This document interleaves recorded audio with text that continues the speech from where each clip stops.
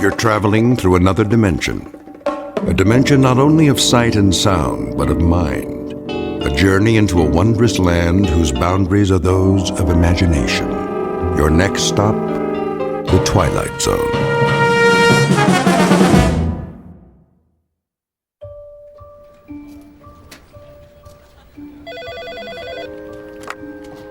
Lady Lynbrook Cosmetics. How may I make your world more beautiful? One moment. Lady Lynbrook. Oh, good morning, Tim. Yes, she's expecting your call.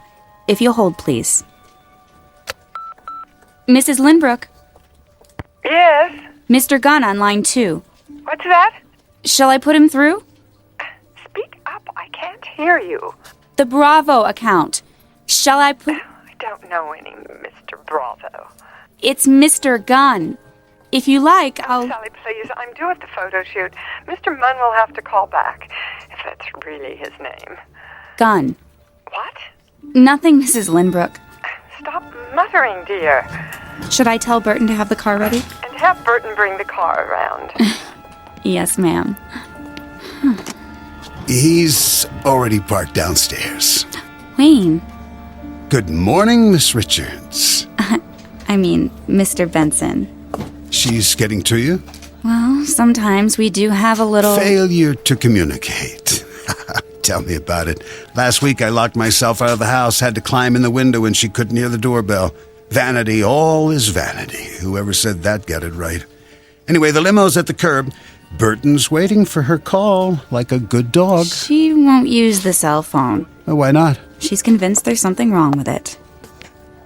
Don't worry, Sally. I won't let her take the company down with her. I'll tell her you're here. Oh, that's all right. Let me surprise her.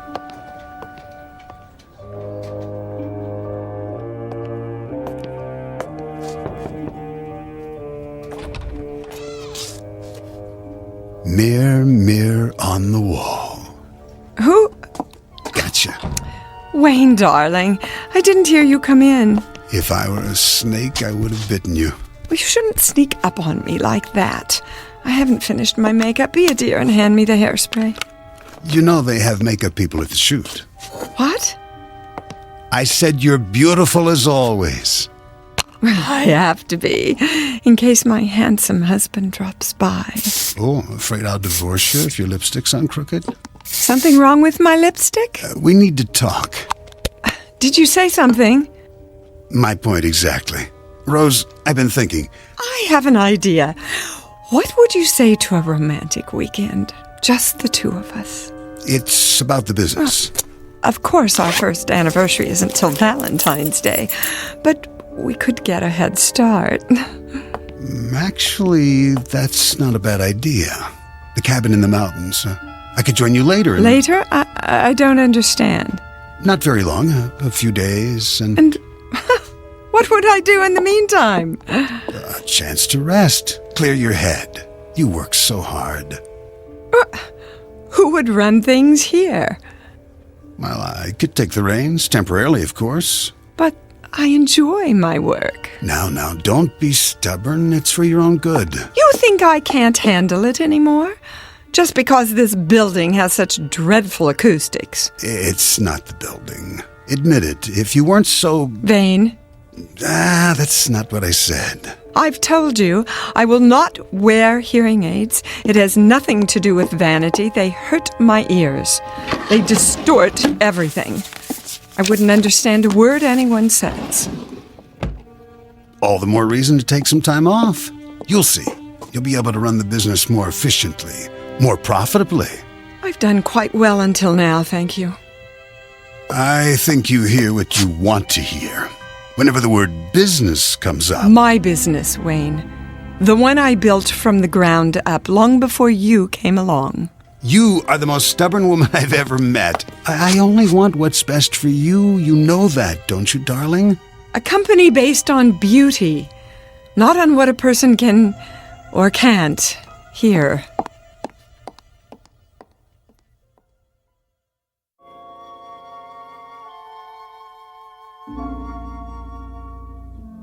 Beauty is, they say, as beauty does. And the CEO of Lady Lynbrook Cosmetics understands this, or thinks she does. But truth, that's something else. Like perfection, it may lie in the eye or the ear of the beholder. Rose Lynbrook is about to hear one very surprising truth, intended especially for her and broadcast directly from the Twilight Zone.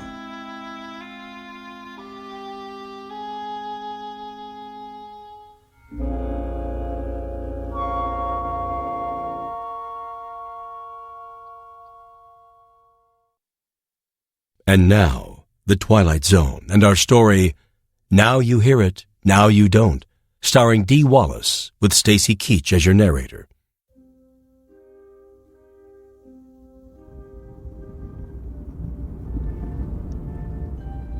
Here we are, ma'am.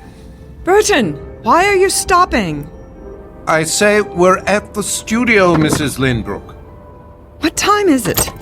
We're right on schedule. Not late, are we? Not in the slightest. Speak up, will you? I'll get the door. Would you kindly help me with the door? Certainly. Where is my blusher? Ready, ma'am? Well, I guess this will have to do. Watch your step. The curb. Not that door, Burton. The other one. I can't slide over leather in this dress. I suggest the sidewalk side. Traffic this time of day is... How's the traffic? I say it's not safe. Quickly! They're waiting. I'll go around. Man would be late for his own funeral. Well, don't just stand there. Give me your hand. One moment, there's a bus. Now! But ma'am... Never mind. I don't need your help. Wait! Get behind me! Burton! Burton! Ma'am, are you... Burton! Oh, did you see that? She stepped right out into the street. What's the matter? Didn't she hear the horn? Must be deaf. Oh, if it wasn't for that chauffeur, it would have hit her head on. The poor man. Hey, somebody! Call an ambulance!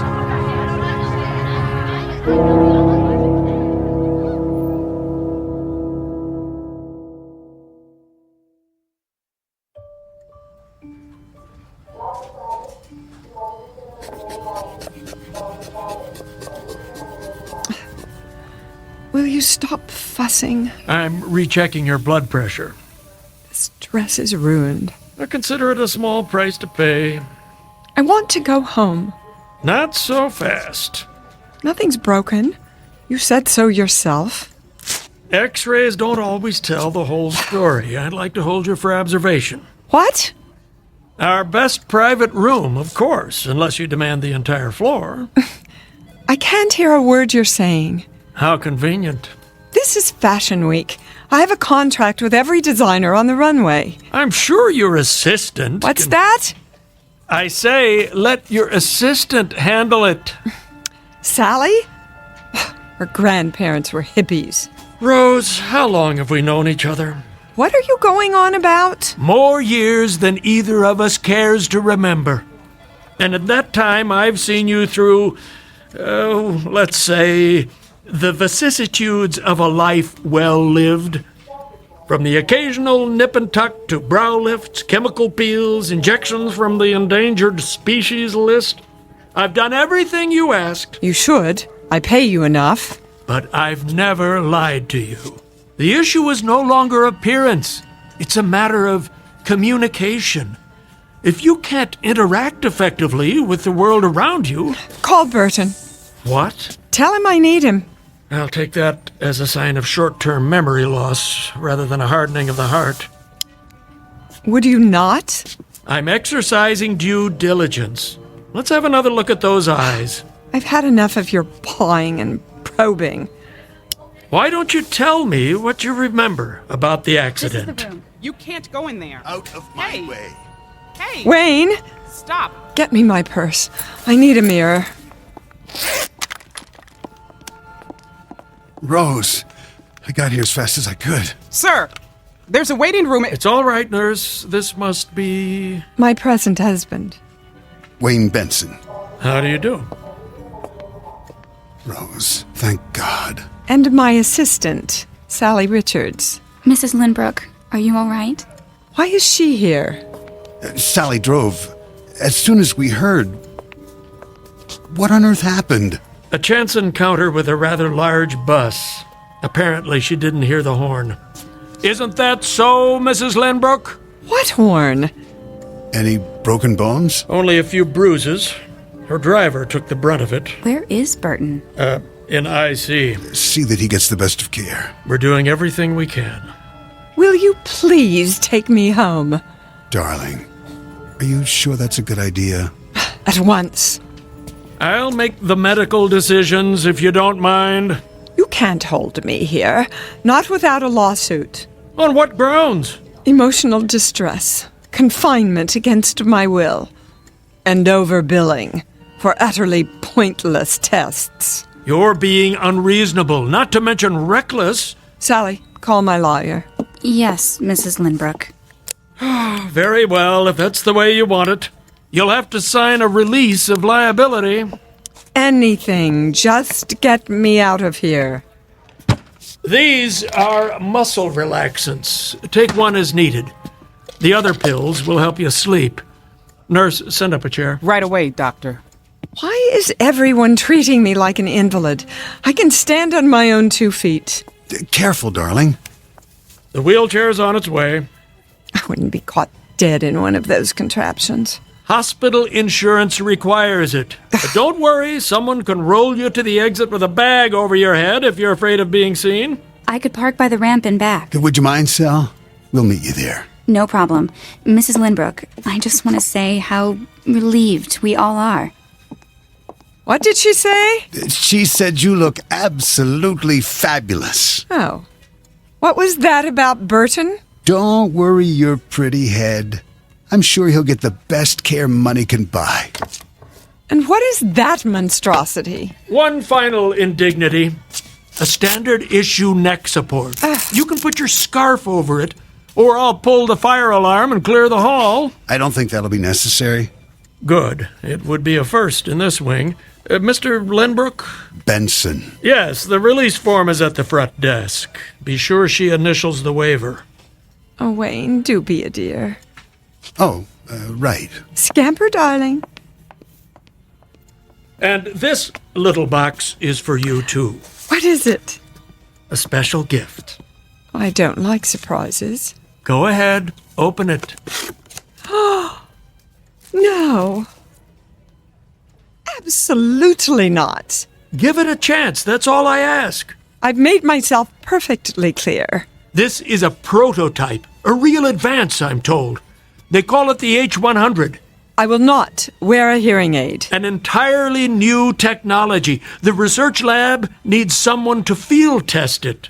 Who knows? You might be written up in the scientific journals. I don't want that kind of publicity. Think of what it might mean for others. Let them get their own hearing aids. I tell you, you're the perfect subject. Oh, then I shouldn't need it. Rose, be honest with yourself this once. Anyone else would have heard that bus. It came out of nowhere. With 100 decibel horn blasting away? Face it, you have degenerative hearing loss, and it's only going to get worse. Look, it's no larger than a pencil eraser. An experimental microcircuit with full frequency range. And this is the wireless control unit, the size of a lipstick. At least try it. I couldn't possibly. Then I can't possibly release you. If I add borderline concussion to your chart, the decision will be out of my hands. You wouldn't. What's more important? Your vanity or your life? It doesn't even look real. Completely invisible once it's in place. It won't fit. Hold still while I insert it in the ear canal. There. Where's my purse? Here's a mirror. See for yourself. Even that new husband of yours won't know. From now on, you'll hear every word, every whisper. The two of you will be closer than a kiss. Is that true? Your secret. Trust me, this will make a new woman out of you. Go ahead, turn it on before he comes back. It's just this little switch here.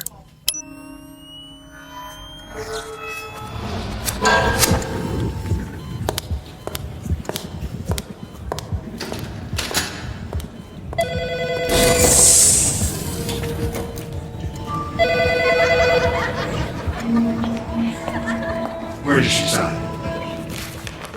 Here. Witness it on the line below.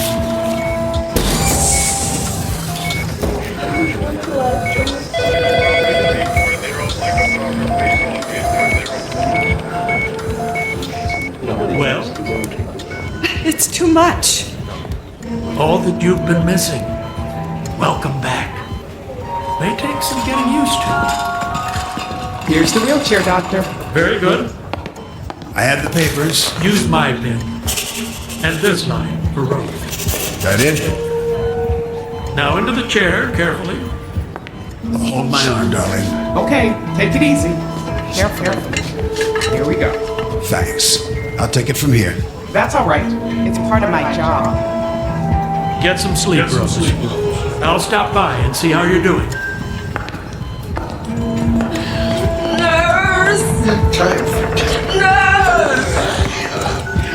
My medication. Why won't she come? No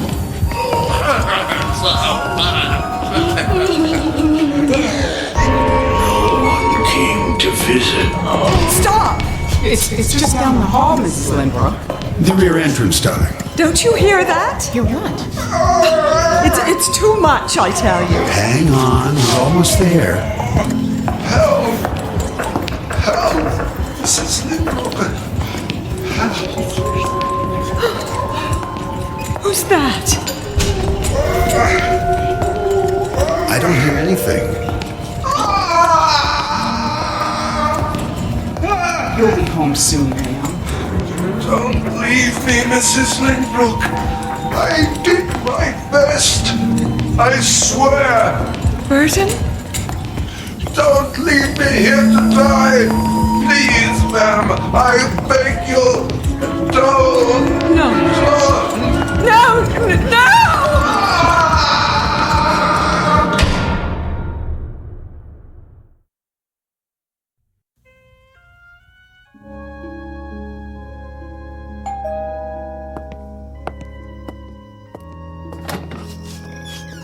Oh, Doc. I told Rose I'd stop by. You didn't need to do that. How is she? About the same. Up and around yet?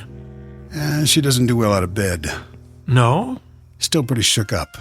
The pills don't help? Not much. Do you have anything stronger? I don't know if that's wise. Drink? Oh, you go ahead. I've tried to keep the pressure off, but without the business to worry about, well, she's lost.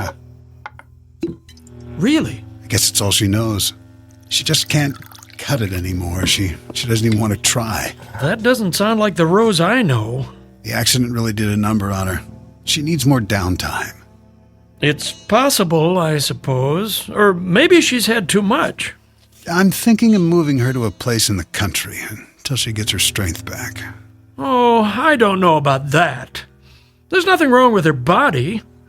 Of course, if it's emotional, I could refer her to a specialist. A shrink?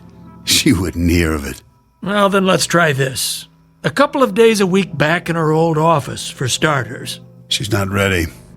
She can sign letters, make some calls the way she used to. See how it goes. Not a good idea, Doc. Well, it might do her a world of good. I couldn't allow it. Allow? Well, she hasn't been declared incompetent yet. No, but that's... Let me have a look at her. This isn't a good time. Well, she's awake, isn't she? I'll check. Don't trouble yourself. I think I remember the way. First door at the top of the stairs, isn't it?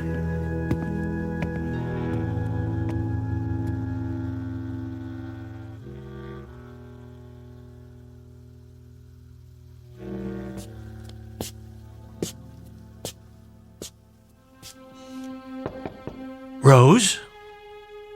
Come in, Doctor. How did you know? I heard you. All the way downstairs? Before that, when you turned the corner and drove up. Really? That hearing aid must be more sensitive than I thought. Oh, it is. Imagination was always one of your strong points. You're looking well. I look a fright. Not at all. Mind if I give you the once-over? I'm glad you're here. Why, I'm positively flattered. Pulse normal. Eyes a little bloodshot. A lovely green, as ever. Hazel, I thought you'd never come. Something on your mind? You can always call. He took my phone away. Wayne? He said it was broken. Then I'm sure he'll get you a new one. Don't bet on it. Now. Let's check that blood pressure. He wants to put me in a sanitarium.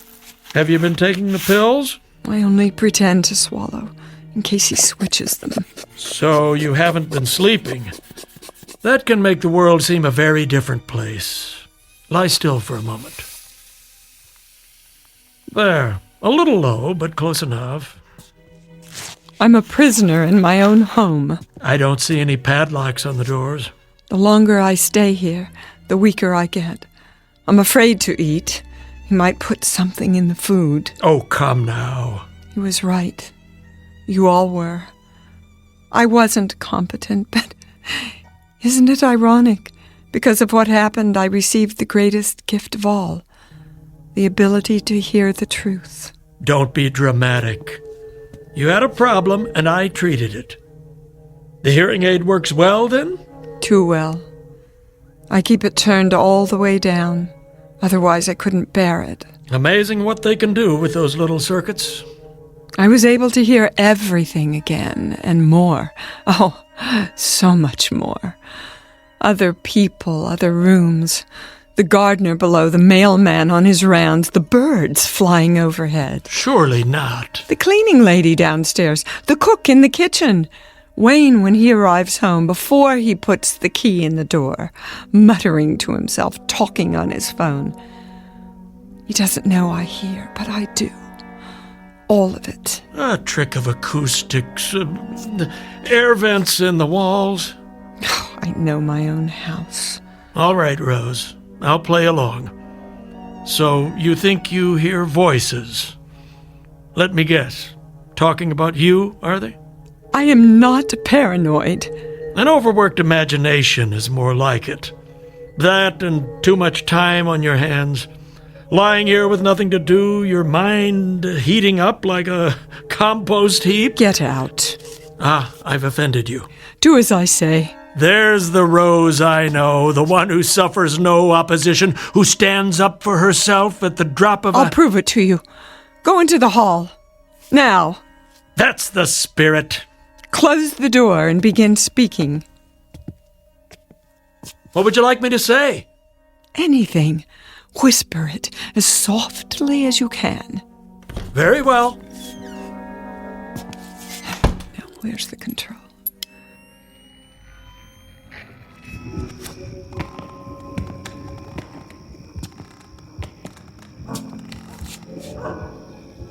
Testing 1, 2, 3.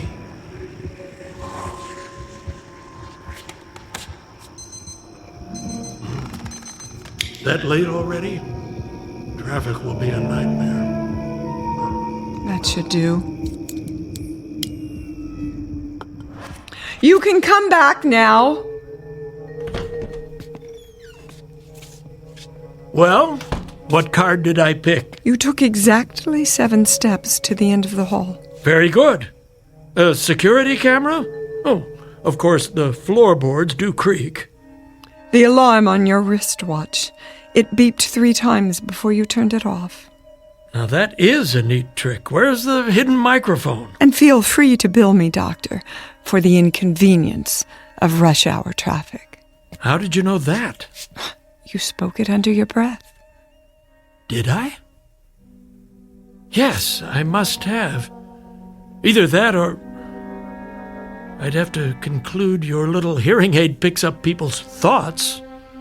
And I'm afraid I don't believe in magic. Believe what you like. Occam's razor is good enough for me, a scientific principle I learned in medical school. It says, begin with the simplest explanation. Anything else is merely spinning our wheels. I know what I hear. Do you? I'm nobody's fool. No, you're not. You're a stubborn, hard-headed businesswoman. One who learned how to think for herself. I had a good teacher.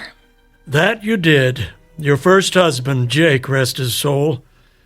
I remember when he founded the company. And you, listen to me, you had the courage to take it to the next level. By thinking pragmatically, not by worrying over imaginary enemies. Yes, I did that, didn't I?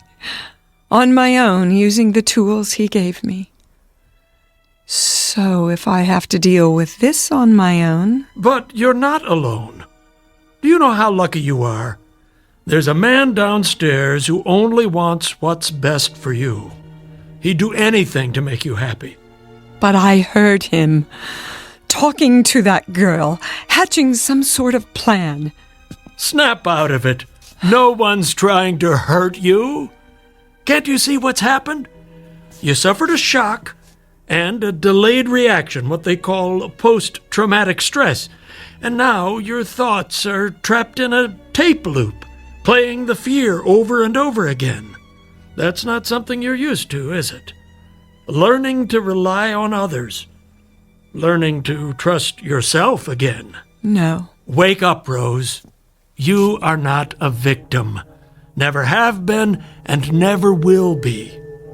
It's time to start thinking again about what's best for you, for the business. You make it sound so easy. What do people do when they fall off a horse, You know the answer as well as I do.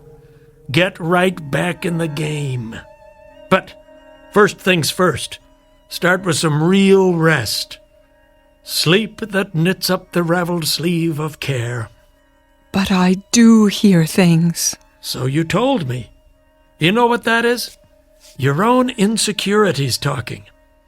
Not hard to understand, considering that you've been running on empty. I'm going to give you an injection, and tomorrow everything will seem 100 times clearer. I promise. I wish I could believe you. Give me your arm. There. I'll schedule you for a physical in a couple of days. Afterwards, you might want to stop by the Lynbrook building. I bet they've missed you. They should. I am Lady Lynbrook. Hold that thought, Rose. Never, ever forget who you are. Doctor? Yes? I meant to ask you about Burton. Your driver? Nobody's told me anything. But I know he has family. I want to continue his salary with full benefits. That would be very decent of you. His injuries must have been quite serious. I heard him, you know. When? On my way out of the hospital. He was in the last room at the end of the hall in severe pain. I told the nurse, but she acted as if she didn't know what I was talking about. You really should do something about your help.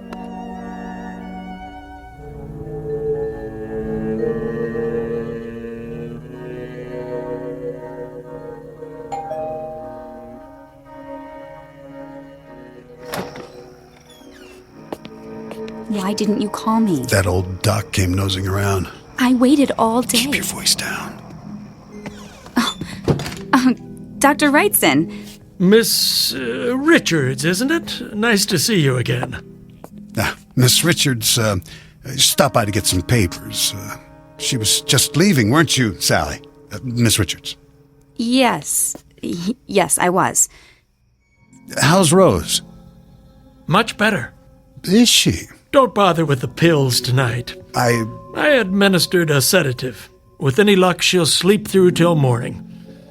Bring her by in a day or two, and I'll give her the all clear. Isn't that rushing it a bit? Don't worry. She's a lot tougher than you think. I hope you're right. See you soon, then. If she's up to it. Something tells me she will be. Bye now. Bye. Bye.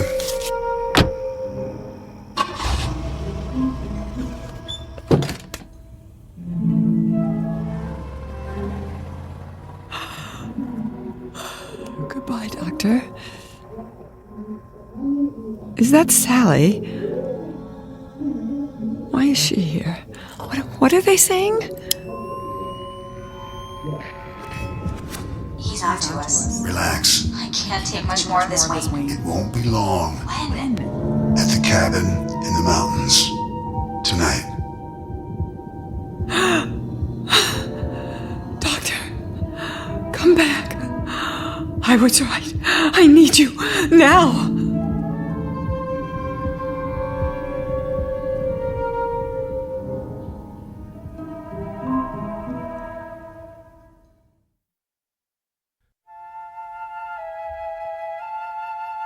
So this is how it ends. I seem to remember being carried from the house. It was still daylight, but the night was coming. I need you, Sally. Lift her feet. I'm trying to. Yeah, help me get her to the stairs. What? She's coming too. No, she's not. I'll drive her. Meet me at the cabin in your car. No one will know you were there. Okay. It could have been a dream. For a time I thought it was. I couldn't wake up. There was too much medication in my body from the injection. But it was all too real. The lake, the cabin, the one Jake built for me. Only this time I wasn't here with Jake. I heard Wayne in the room below the loft. I tried to sit up.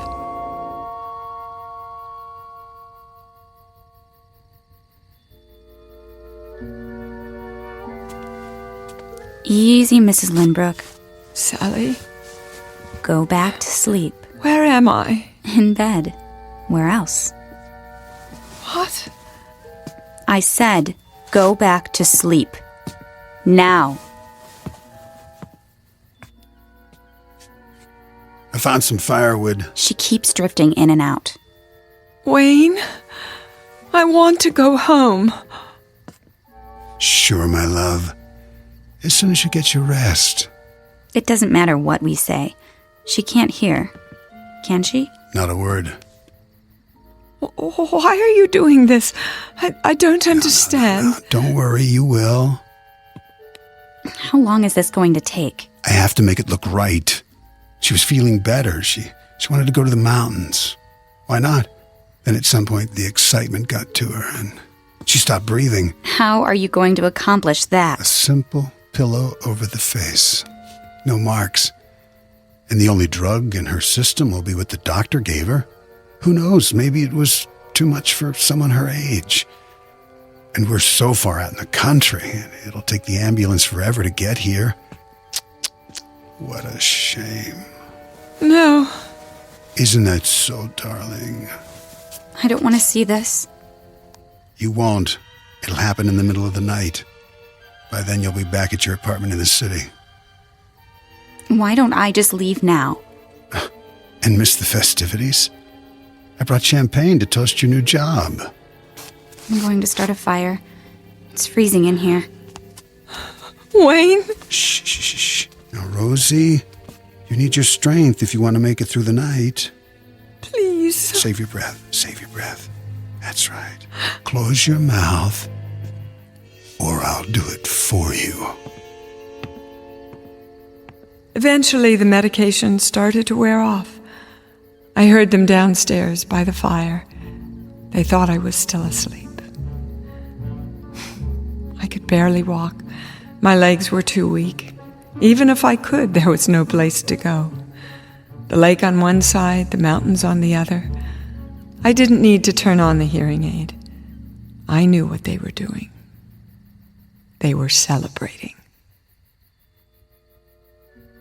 When I was a little girl, I used to play hide and seek. We covered our eyes and put our fingers in our ears while one of us hid in a secret place. I was very, very good at that. No one ever found me. So tonight I would have to be it again. Except that this time there was no place to hide. Even climbing out of bed took all the strength I had. There was no way out, only the window, and it was too high for me to jump. But I knew the cabin well. I had designed it myself with Jake. A rustic dresser, a cedar chest, a small closet with a concealed wall safe.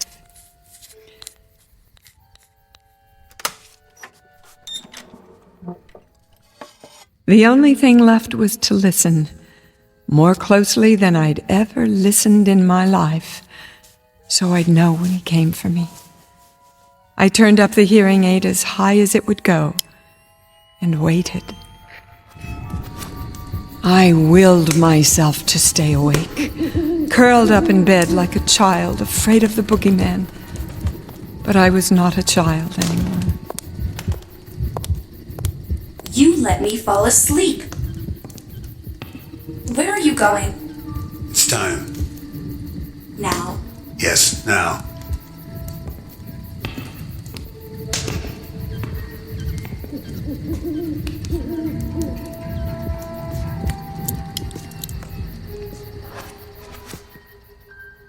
I'm coming to get you, Rosie.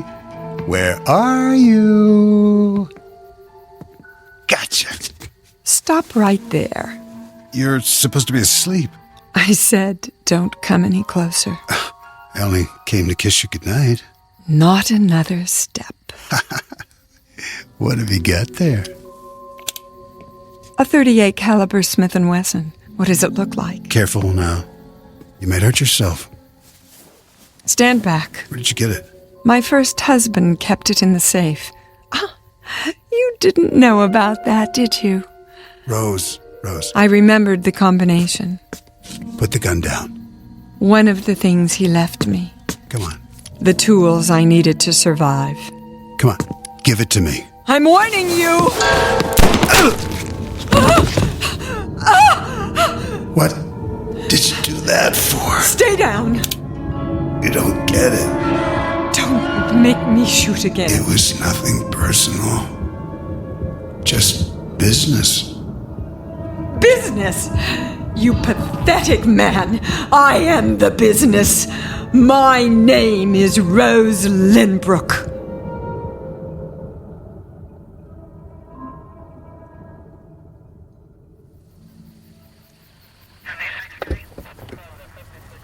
Anything else, Lieutenant? We'll need a copy of the autopsy. Of course. I'll send it over this afternoon.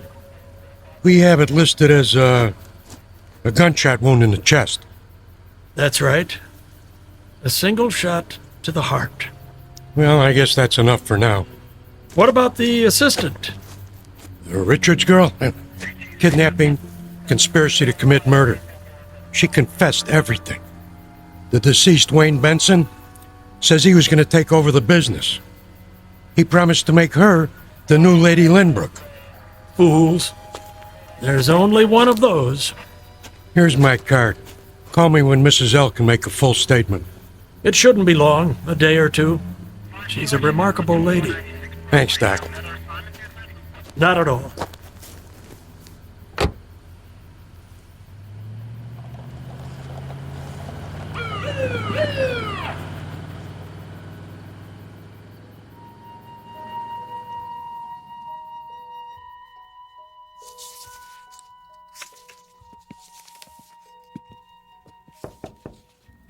Yes, nurse. Will you need me for anything else this morning? I guess not. I was just going over the test results from R&D. The hearing aid? What did they say? Looks like she was right. About what? It wasn't calibrated correctly. The gain was boosted way too high. So, I guess that explains it. I'm not sure I follow. She could have heard voices at a distance. From another room, say. If they didn't burst her eardrums first. No damage done, fortunately. The H-100 might actually have saved her life. Did she ever... Oh, it's none of my business. Go ahead, Janet. Well, I was just wondering, did she say anything to you? Didn't she suspect what her husband was up to? Yeah, patients say a lot of things to their doctors. Some real, some imaginary. The trick is to know the difference. This time I should have listened more closely. She must have been terrified. She's lucky she didn't lose her mind. Want to hear something really peculiar? The frequency response. They used a new type of limiter circuit. Only it didn't work. So the high end was off the scale. So that's what she was complaining about. Not only the decibel level, but the extended upper frequencies. I don't see how anybody could bear it, except for a dog. Above the normal range? Way above. Beyond any instrument we've got. If there are sound waves that high, no one's ever measured them. I'm surprised it didn't drive her insane. But sounds like that, where would they come from? Don't ask me. Some other place. One we don't know anything about. I'm just spinning my wheels. It is strange, though. Yes, it is. Because she swears she heard some very odd things. She believes she had a conversation with her husband, Wayne, for example, after she shot him. Of course, that's impossible. He died instantly. One shot, straight through the heart.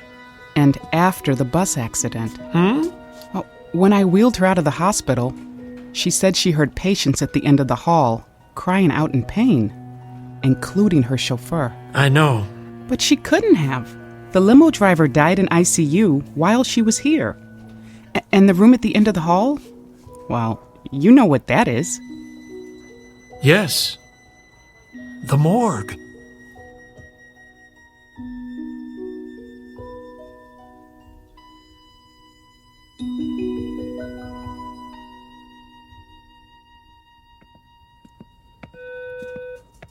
Paging Dr. Statement. Dr. Statement, please. Hey there, Janet. Hi, Mimi. Going to lunch? I'll meet you in the cafeteria, right after I drop this off. Okay, great. Mrs. Lynbrook. Mrs. Lynbrook. Sorry. How are you feeling? What? I brought your hearing aid back, just as you asked. It should work perfectly now. They've recalibrated it. Here, let me fit it in your ear. I can do it myself. If you like. Ready for some lunch? Did you hear me? I said, are you ready for some lunch? Oh, stop fussing. I have what I need now. Well, if you need anything else, just buzz the nurse's station. Doctor will be by in a while. Till then, I'll leave you alone so you can rest.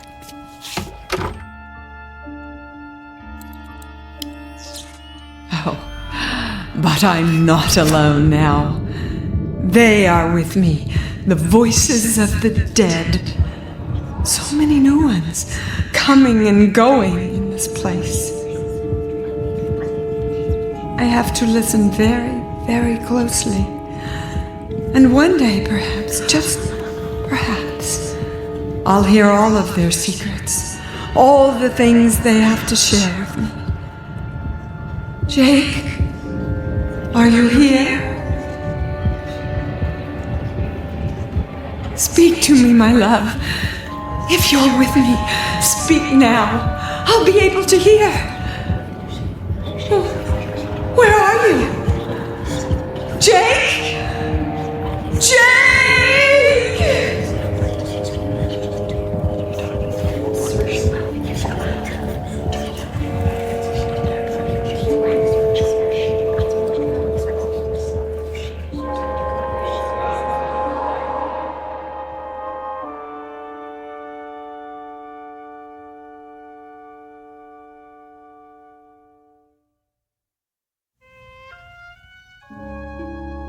Beauty is as beauty does, and love, like real beauty, never dies. Here or in the Twilight Zone.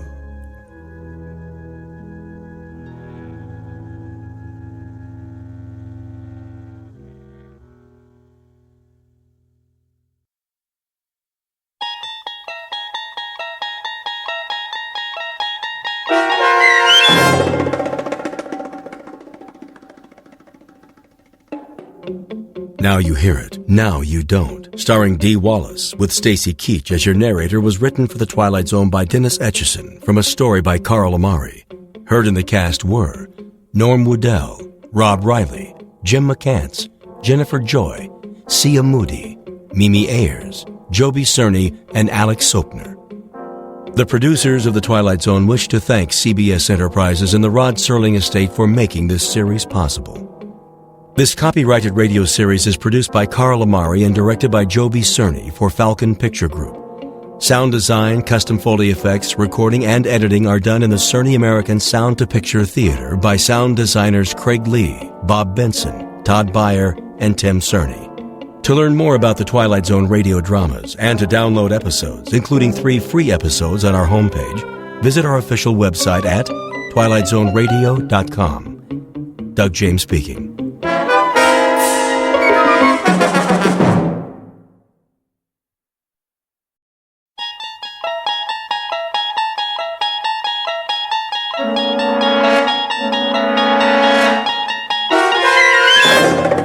You unlock this door with the key of imagination. Beyond it is another dimension, a dimension of sound, a dimension of sight, a dimension of mind.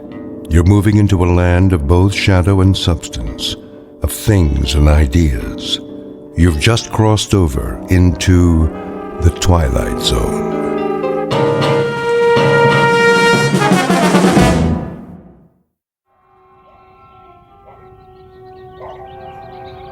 Letitia?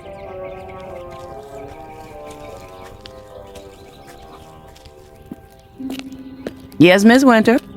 Would you get me my sun hat? Right here. I knew you were going to need it, so I brought it from the house special. Thank you, Letitia. What about my dark glasses and my sun lotion? Right over there by the wet bar. Get them for me, will you? Yes, ma'am. Can I bring you some iced tea? No, thanks. How about a nice glass of lemonade? A vodka and orange juice would be more like it. Yes, ma'am.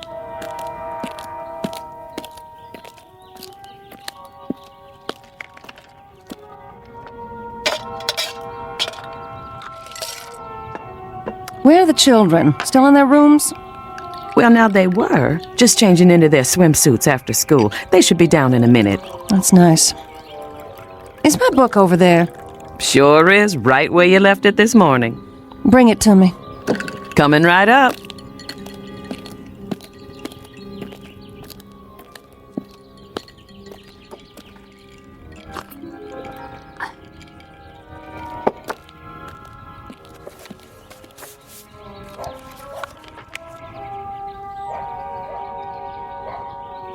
I don't know why I bother to read these things. They don't do one bit of good. I'm okay, you're not. Somebody's making a fortune telling people what they already know. Yes, ma'am.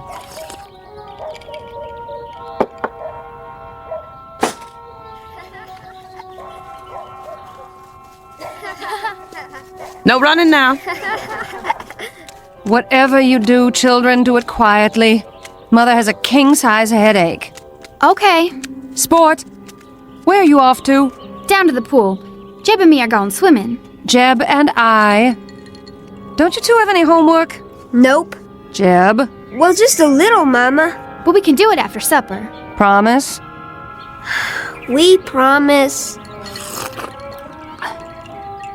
Can we go now? Yes, you may. Be careful. Your brother's not as good a swimmer as you. Am too. Come here, young man. Aw, Mom.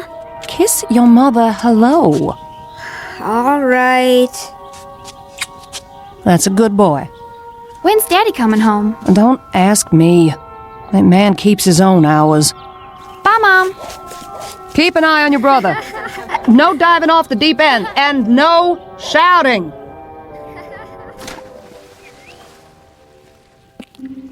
Will there be anything else, Miss Winter? Just one. Yes? Make me another drink. Yes, ma'am.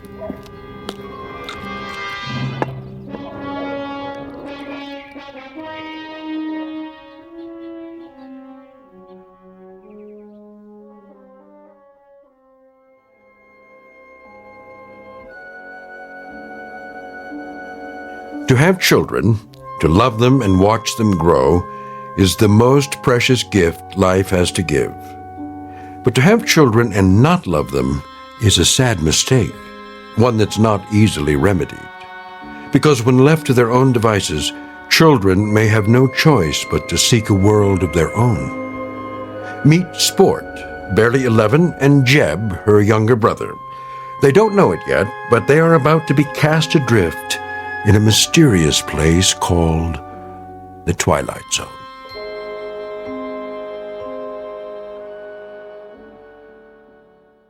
And now, The Twilight Zone and our story, Bewitchin' Pool, starring Karen Black with Stacy Keach as your narrator.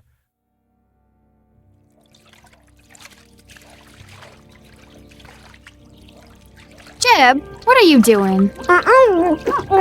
Holding your breath? You're gonna suffocate yourself. What are you doing that for, anyway? It's the only way I can keep quiet. Mama didn't mean we couldn't talk. It was the yelling and hollering that made her have a headache. I'm just a natural-born screamer. Can't play unless I holler. I know a quiet game. Yeah? How do you play? Well, look down there, in the water. That's not a game. Jeb, come on. Okay, I'm looking. Now what? What do you see? A swimming pool. What do you think? Do I have to explain everything to you? It's a pretend game. Well, what do you see? A river. You and me floating on a raft, just like Tom Sawyer. No! Now we're coming to an island. What's on the island? It's all full of caves and rattlesnakes and pirates. And witches? Well, I guess you can have one witch. Just one. A fat one! Who ever heard of a fat witch? I don't like skinny ones. They're scary. They don't make fat ones. It's my witch. I can make her fat if I want to. It's my game. You loud-mouthed kids! Pipe down over there! I better shut up. Mama will get mad at me. No, she won't. She loves you. Then why does she yell like that? It's just the way she acts. 'Cause of her headaches. You know something, Sport? What? I love you. You're the best sister I ever had. You're silly. Come on, let's go swimming. Yeah!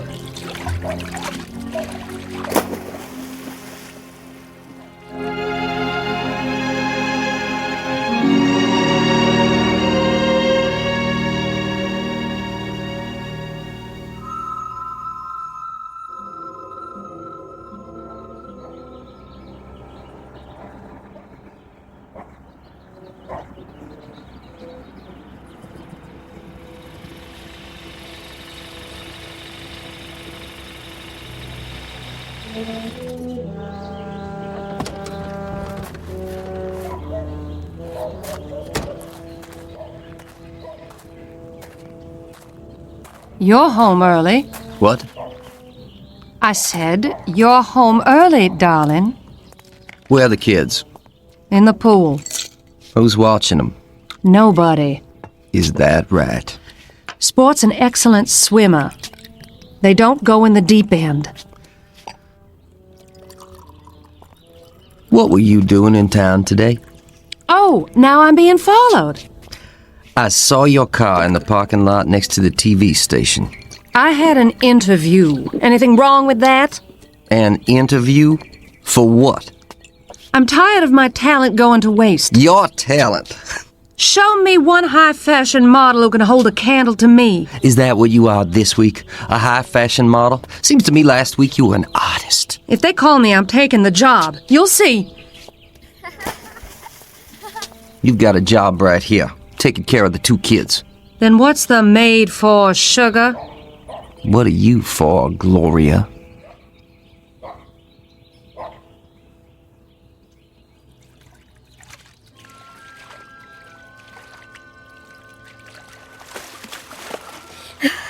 I can see it. Can you? Yeah. In the yard is a big old swing made out of a tire. You're good. Then what happens? Well, the little boy gets tired of swinging and goes in the kitchen. It smells like chocolate cake. There's a lady there. She picks up the little boy and hugs him. The little boy feels happy. The lady gives him a piece of cake and... You might as well know here and now I'm fed up with the whole mess.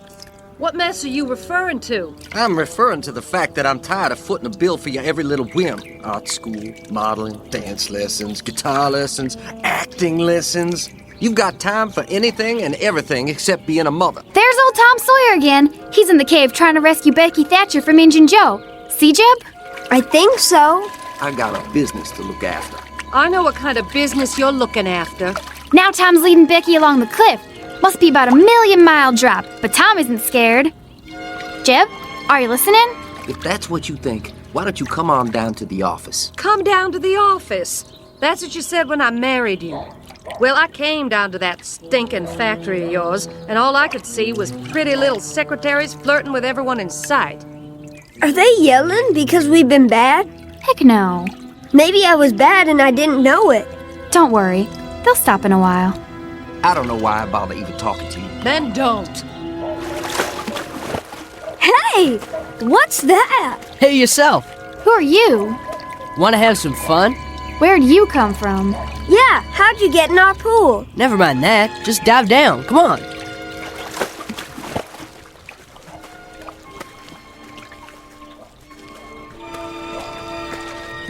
What is going on over here? Nothing. I can't even have a conversation without you brats yelling. We were just talking to this boy. What boy? In the water. He was here and then he was gone. There's nobody else in the pool. But he's gotta come up for air. No, Jeb. We were just playing pretend. Pretend? You fool kids. Where'd Daddy go? He went in the house. Supper will be on the table soon. You'd better be dried off and ready. Don't you go off and play. I mean it. Yes, Mama.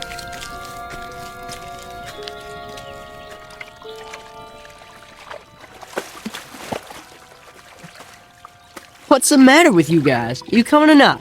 Where? A secret place. Secret? Where's that? Who are you, little boy? Where'd you come from? You'll find out. Let's go. Do we have time? Well... I'll have my supper now. You think I'd cook for you after the way you talk to me? You can drink your supper. Oh, like you? I wish I'd left you years ago. Well, what's keeping you? Come on, Jeb. Let's go with that boy. She said not to leave. When I think of the career I gave up for you, it makes me sick. Career? That's a laugh. I hate this house and everything in it. I hate you. They don't care what we do. What if they hurt each other? I'm older than you, and you have to do what I say. Now follow me.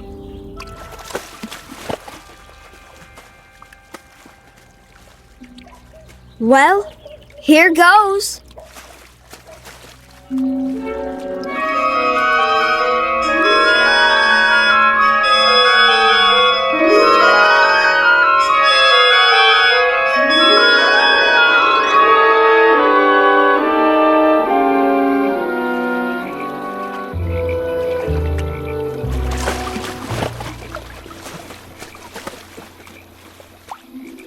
There he is, sitting on a rock. What's he doing? Fishing? Don't you know anything? Hey, you guys. Come on out. He looks just like Tom Sawyer. He does, kind of. Hey, where are we? Come on, Jeb. Let's find out.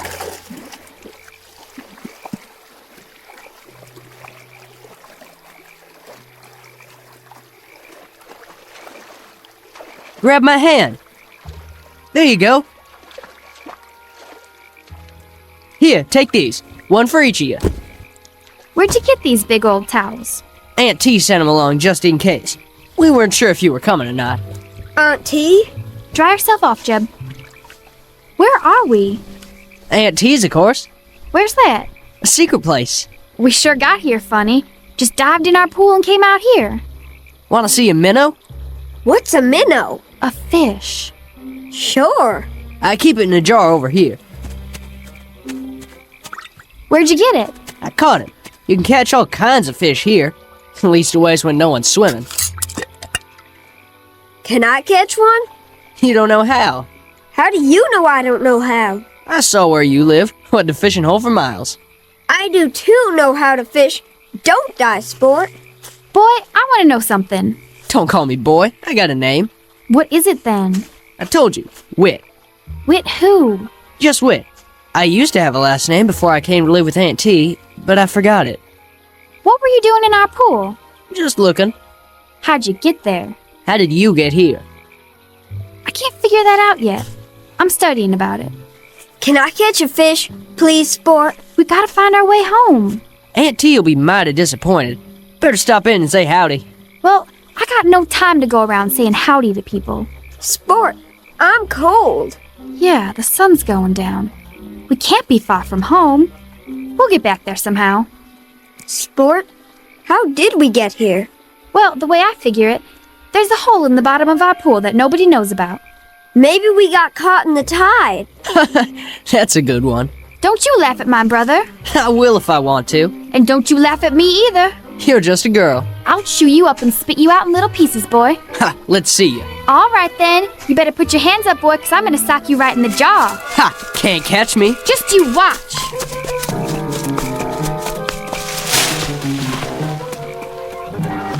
Sport, look. I'm looking. Where did all these kids come from? I don't know, Jeb, but I think this must be Aunt T's place.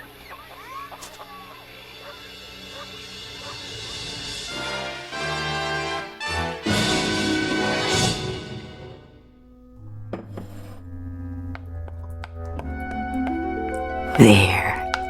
Lots of frosting.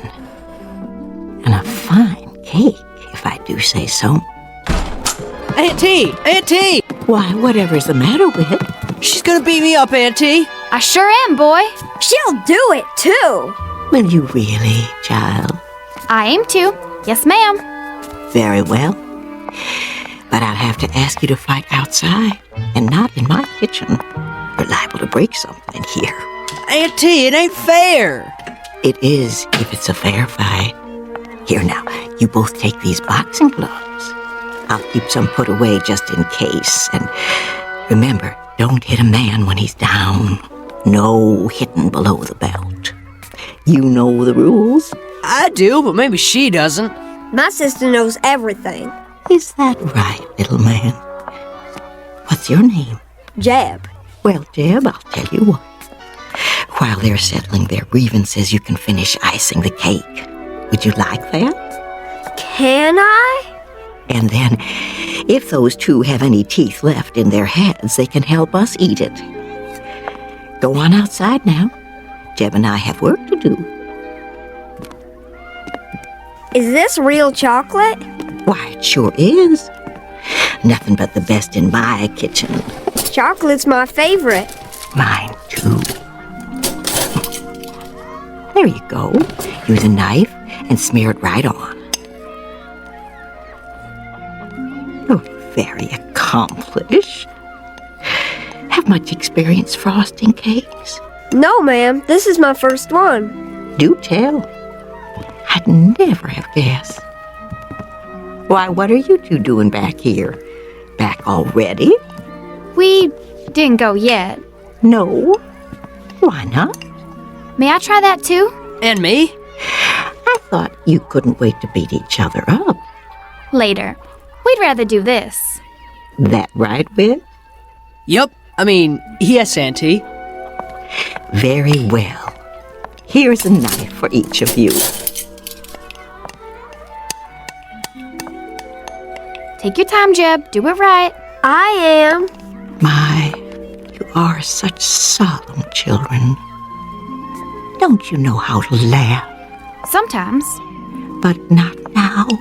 What's there to laugh at? Oh, you have eyes? Take a look around. I'm a rather ridiculous old party, wouldn't you say? You could laugh at me. You're not funny. You're nice. Thank you. Out of the mouths of babes. Riddles, then. Who knows a riddle? I do. I do. Me too. You. Let's hear it. Why wouldn't the mommy horse let her baby go outside and play? That's a good one. Why? Because he had a sore throat and he was feeling a little hoarse. That's a good one, Jib. Me next. Me. Young lady. What is the laziest mountain in the world? The laziest mountain in the world. Who has the answer? Give up? The laziest mountain in the world is Mount Everest. Oh. My turn. All right, Whit. What do you call someone who crosses the ocean twice and doesn't take a bath either way? Oh, that is a hard one. Somebody who crosses the ocean twice and doesn't take a bath. A dirty double-crosser. Oh. Aunt T, all the frosting's gone. And just in time. What a handsome job you've done with the cake. Looks kinda lopsided to me. Nonsense. It's perfect. While it's cooling, I'll assign you new children your chores and show you where your rooms will be. Come along. This way. What's the matter? We didn't come here to stay. My dear, children always come here to stay. What? No. But I want to. Jeb! What are you hugging me for, boy? I want to stay. You come back here. I'm staying with Aunt T. She's a kidnapper. Oh, no, my dear. Mind you, I've seen children I would have stolen if I could. What for? To get them away from unworthy parents. But I've always resisted the temptation. Then why are all these kids here? Because their families didn't deserve them. All they wanted was to be loved, so they could grow up right and get out on their own. But some moms and dads didn't realize what they had. Somebody needed to give these little ones a chance. How about me? Oh, I found you on a doorstep when you were only a few hours old. It was a lucky thing I came along on that cold winter's night. What did I look like? You were as red as a beet. From crying, you know.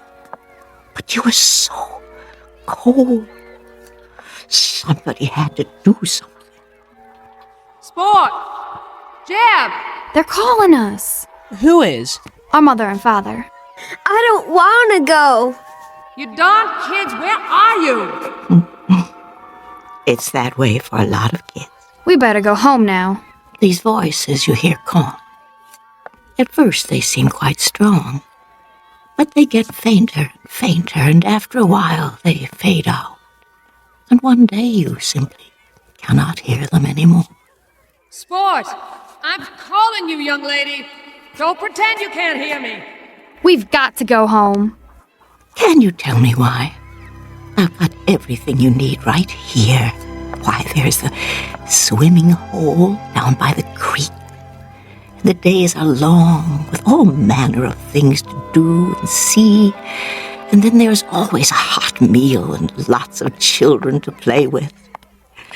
Blind Man's Bluff, Ringalivio and the Red Rover, all kinds of games. Some I bet you never heard of.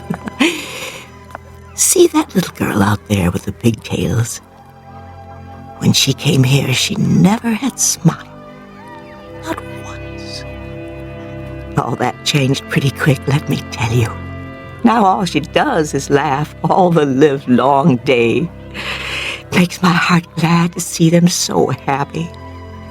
That's why I bake a big cake every day, just the way they like it. We've just got to. Because that's where we belong. They're children and they love us. And well, we love them. In that case, you must go back. No. You too, little man. Your sister's reasons are good ones. I cannot argue with. Can you tell us one thing? What's that? How do we get home? Oh, the same way you got here. But I don't know how we got here. I think you do. Try to remember. It isn't far. Come on, Jeb. We'll come see you again real soon, won't we, Sport? No, my darlings, I expect this is our goodbye. Finding your way back here would be difficult, if not impossible, but I want you to know that I consider it an honor to have met you, however briefly. You will always have a place here, in my heart.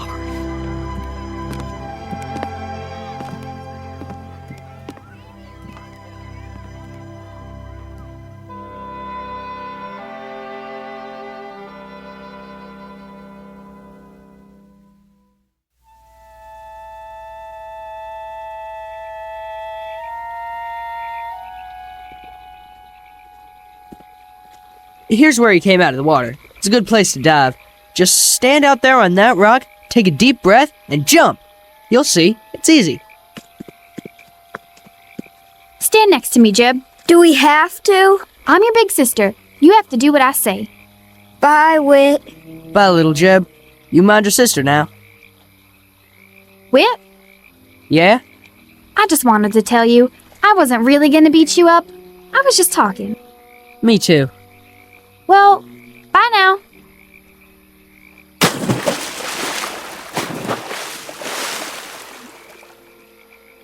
Bye, sport. Don't let the bugs bite.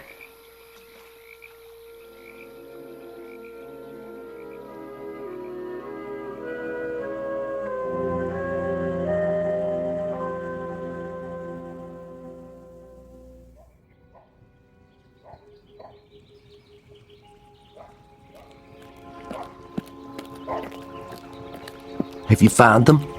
Not a sign. I told them not to leave the yard. I told them. Well, that's just it. They have no respect for you. You aren't firm enough with them. What about you? You're never here. Try putting up with their whining and screaming 24 hours a day. Gloria, look! Mama? Sport, where's your brother? Here.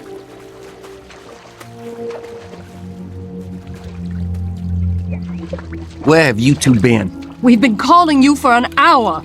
In the pool. You're lying. I looked in the pool. We really were, Daddy. And we came up on the other side and we helped make a cake with Aunt T. What's he talking about? And we caught a fish. He's not making things up, Daddy, honest. He's lying to cover up whatever devilment the two of you have been into. Jeb, come here. But it's true, Daddy. Come here, I said. Look at me. I want the truth out of you. No more lies. You understand? It wasn't a lie. It wasn't. It was. Now you listen to me. Get in your room and stand in the corner till you can tell me where you've really been all this time. Do I make myself clear? Yes, Daddy. He understands now. It was a game, Daddy, that's all. Just a game. We were pretending. There isn't any Aunt T. I should hope not, but I want to hear it from him. Do as your father says. Go to your room. And forget about any dinner tonight. You've missed it. Both of you.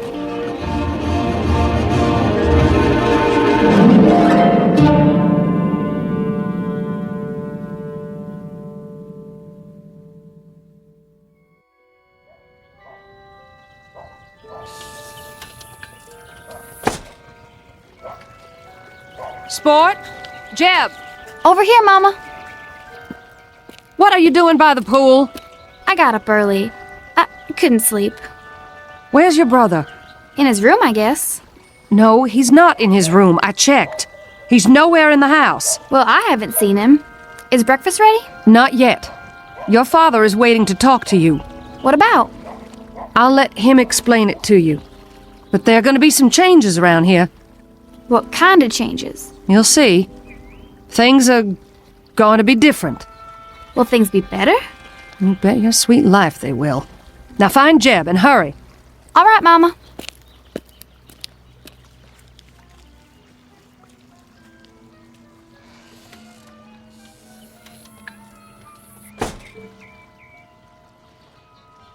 Here goes.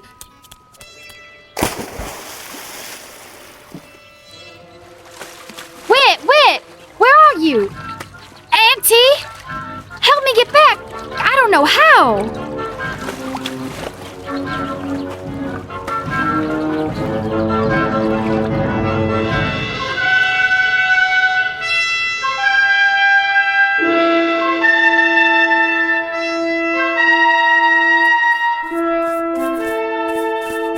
Auntie, Yes, Jeb, what are you making that quilt for?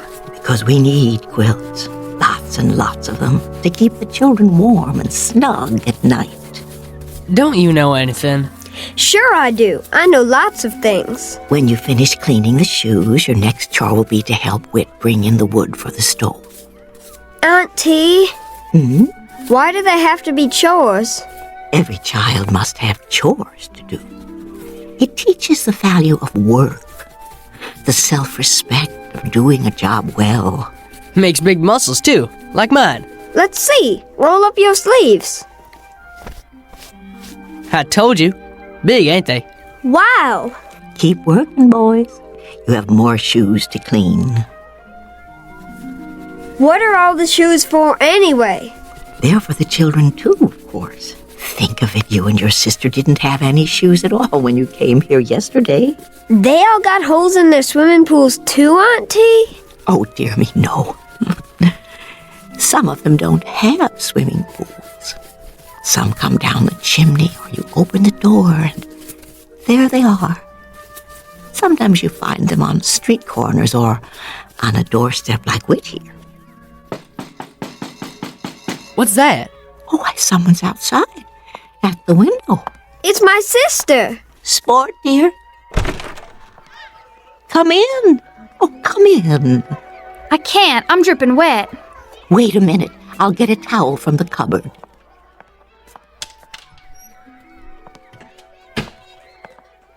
Here you are, my dear. Thanks. I told you she'd come. I'm surprised that either of you made it. It's very rare for anyone to find the way here a second time. I'm sorry to bother you, ma'am. You're not bothering me in the least. As a matter of fact, I'm delighted to have someone here who can help me with the quilting. You do so. No, ma'am. Oh, well, you'll be surprised at how quickly you'll learn. I can't stay. Oh? I only came to get Jeb. I ain't going. It'll be different at home now. Mama told me. Told you what? They aren't going to yell at each other anymore. Is that all? We're going to take trips together. Where? Oh, everywhere. Disneyland and Ohio and Australia and the North Pole. Anywhere we want to go. I don't want to go to those places. Jeb Sherwood, are you coming or do you want me to throw you over my shoulder like a sack of potatoes and carry you home? Have things changed where you live? Yes, ma'am.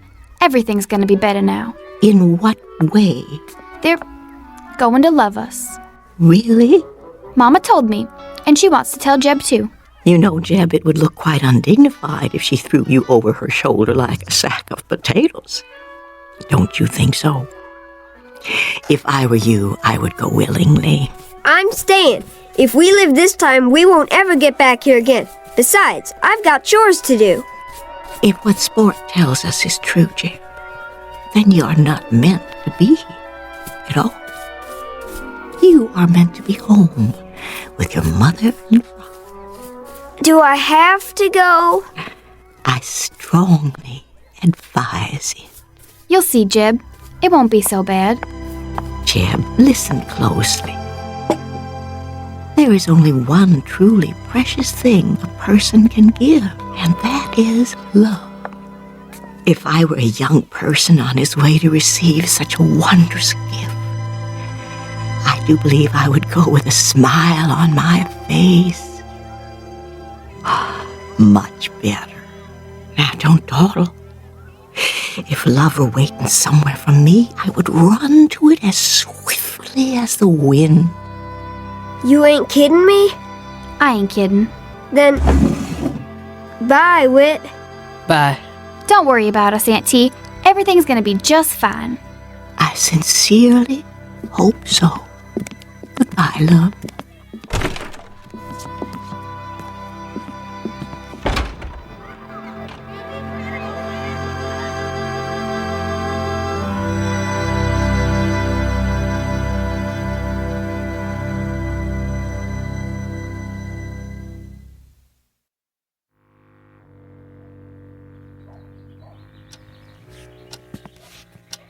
Maybe we should wait till tonight. No.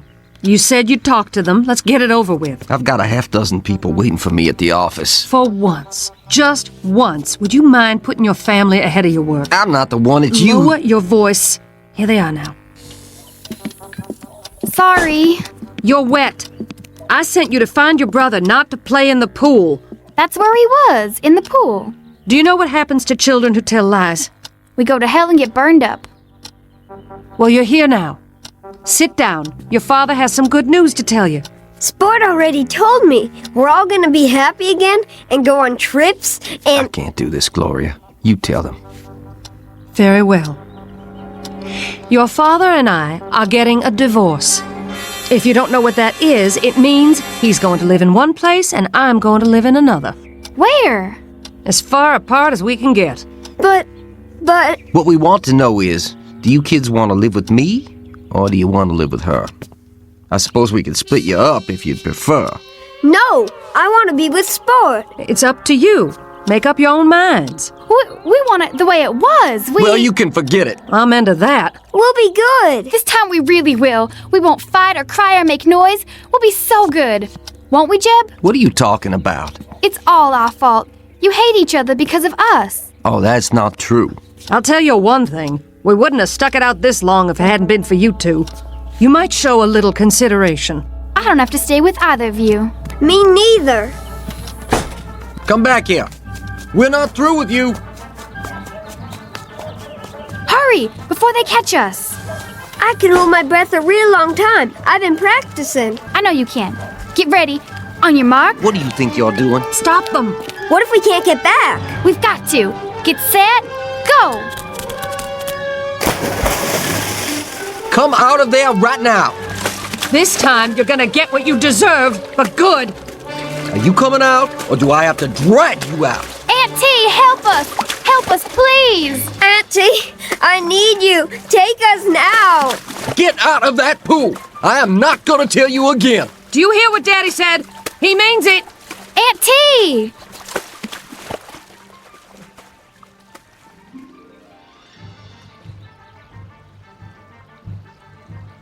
Gil, they're staying down there a long time. I know. Do something. They're drowning. All right. Don't let them drown. Don't let them drown. They're not down there. But they've got to be. It's broad daylight. They can't just disappear. Where could they go?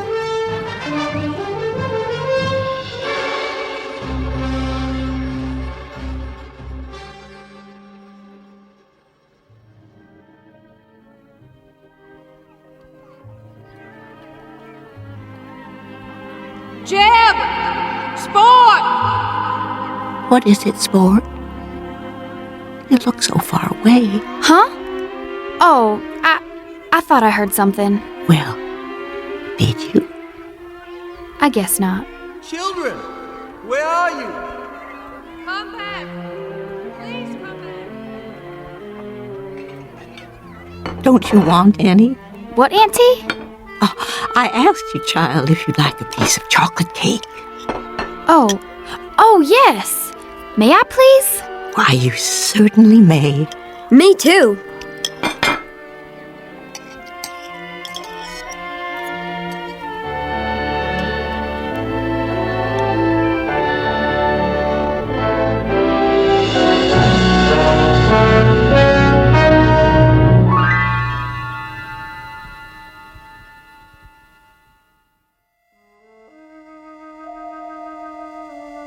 The end of an odyssey for two children who were cast adrift for a time. They took a chance searching for love and finally found it in the Twilight Zone.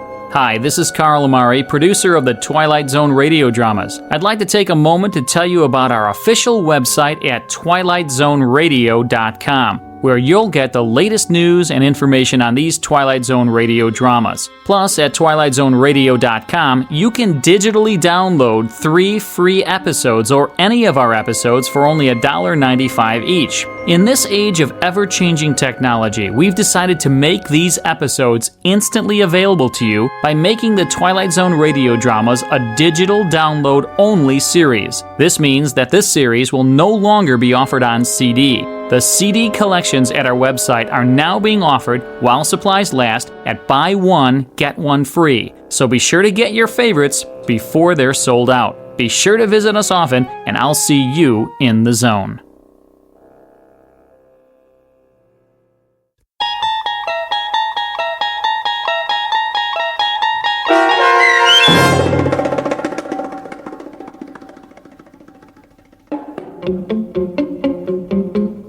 Bewitchin' Pool, starring Karen Black with Stacy Keach as your narrator, was adapted for radio by Dennis Etchison and written for The Twilight Zone by Earl Hamner Jr. Heard in the cast were Haley Nabig, Eli Newman, Evan Armacost, Kurt Nabig, Reagan Alte, and Ora Jones. The producers of The Twilight Zone wish to thank CBS Enterprises and the Rod Serling Estate for making this series possible. This copyrighted radio series is produced and directed by Carl Amari and Jeff Lupetin for Falcon Picture Group and Westwood One. Sound design and custom Foley effects for The Twilight Zone by Cerny American Creatives Bob Benson, Craig Lee, Matt Sorrow, Tim Cerny, and Todd Beyer. To learn more about The Twilight Zone radio dramas and to contact us, visit our official website at twilightzoneradio.com. Doug James speaking.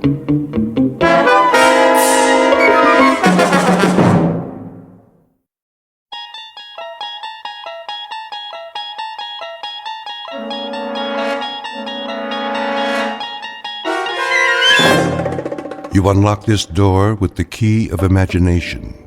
Beyond it is another dimension, a dimension of sound, a dimension of sight, a dimension of mind. You're moving into a land of both shadow and substance, of things and ideas. You've just crossed over into the Twilight Zone.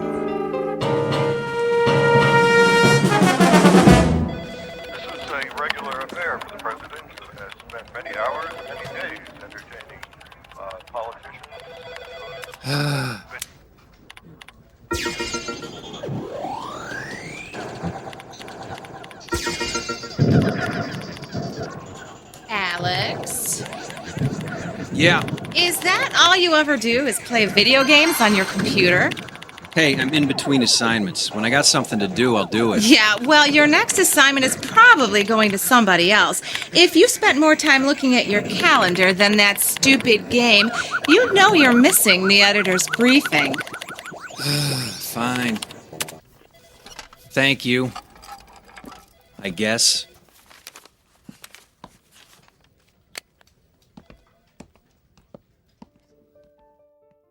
Yeah, I know politicians. Politicians never point fingers at voters.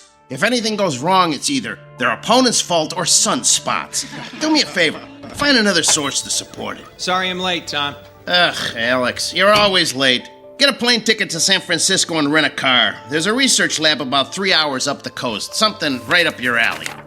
Nanotechnology. Yeah, if it's too small to see, it must be Alex. Very funny.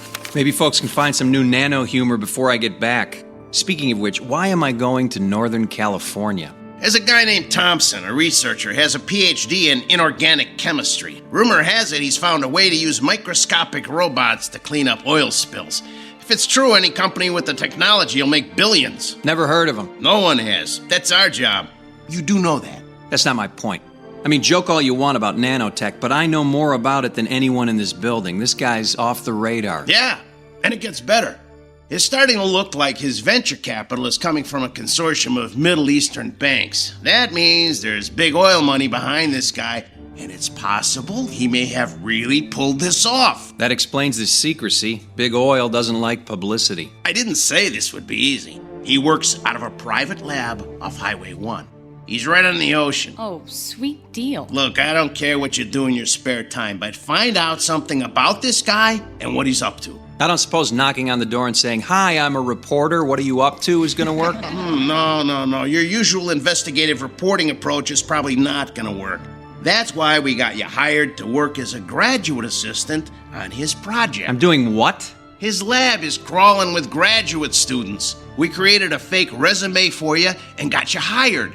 You start in 3 days, so you better get packed. How long am I supposed to work there? Till you have the story.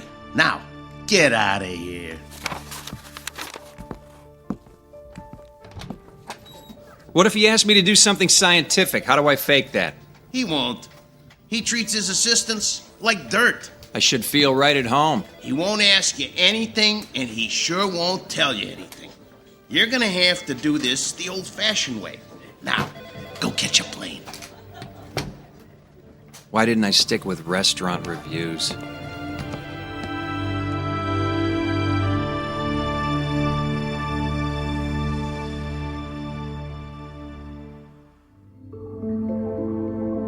Meet Alex Harrington, a hack reporter with little talent whose career is defined by things as small as his ability.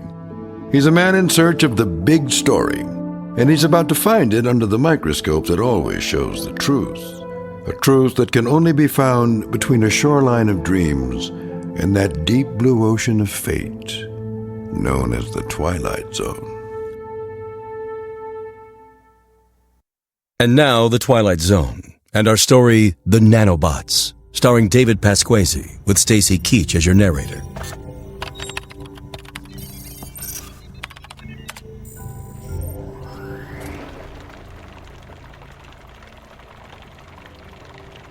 That's good enough for now. Alex, can you shut off the agitation? Yeah, right. It's this switch, isn't it? Yes. Sorry. What's in there today? A blend of motor oil, axle grease, and kerosene. Ah, the sludge du jour. Very funny. Tim, ready for release? All ready. Okay, let him go. Commence release now.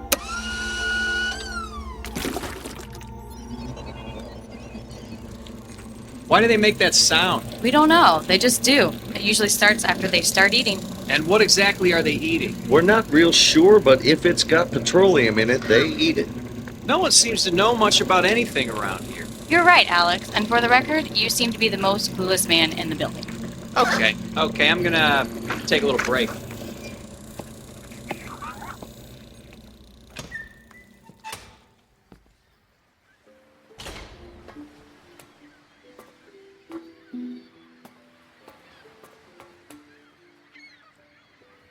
Beautiful view, isn't it? Oh, sorry, I didn't see you coming. Yeah, I could stare at the ocean for hours. Excuse me, can I bum a smoke off of you? You smoke? I wouldn't have expected that. I thought all of you environmentalists were against things like cigarettes. Yeah, well, don't tell anybody.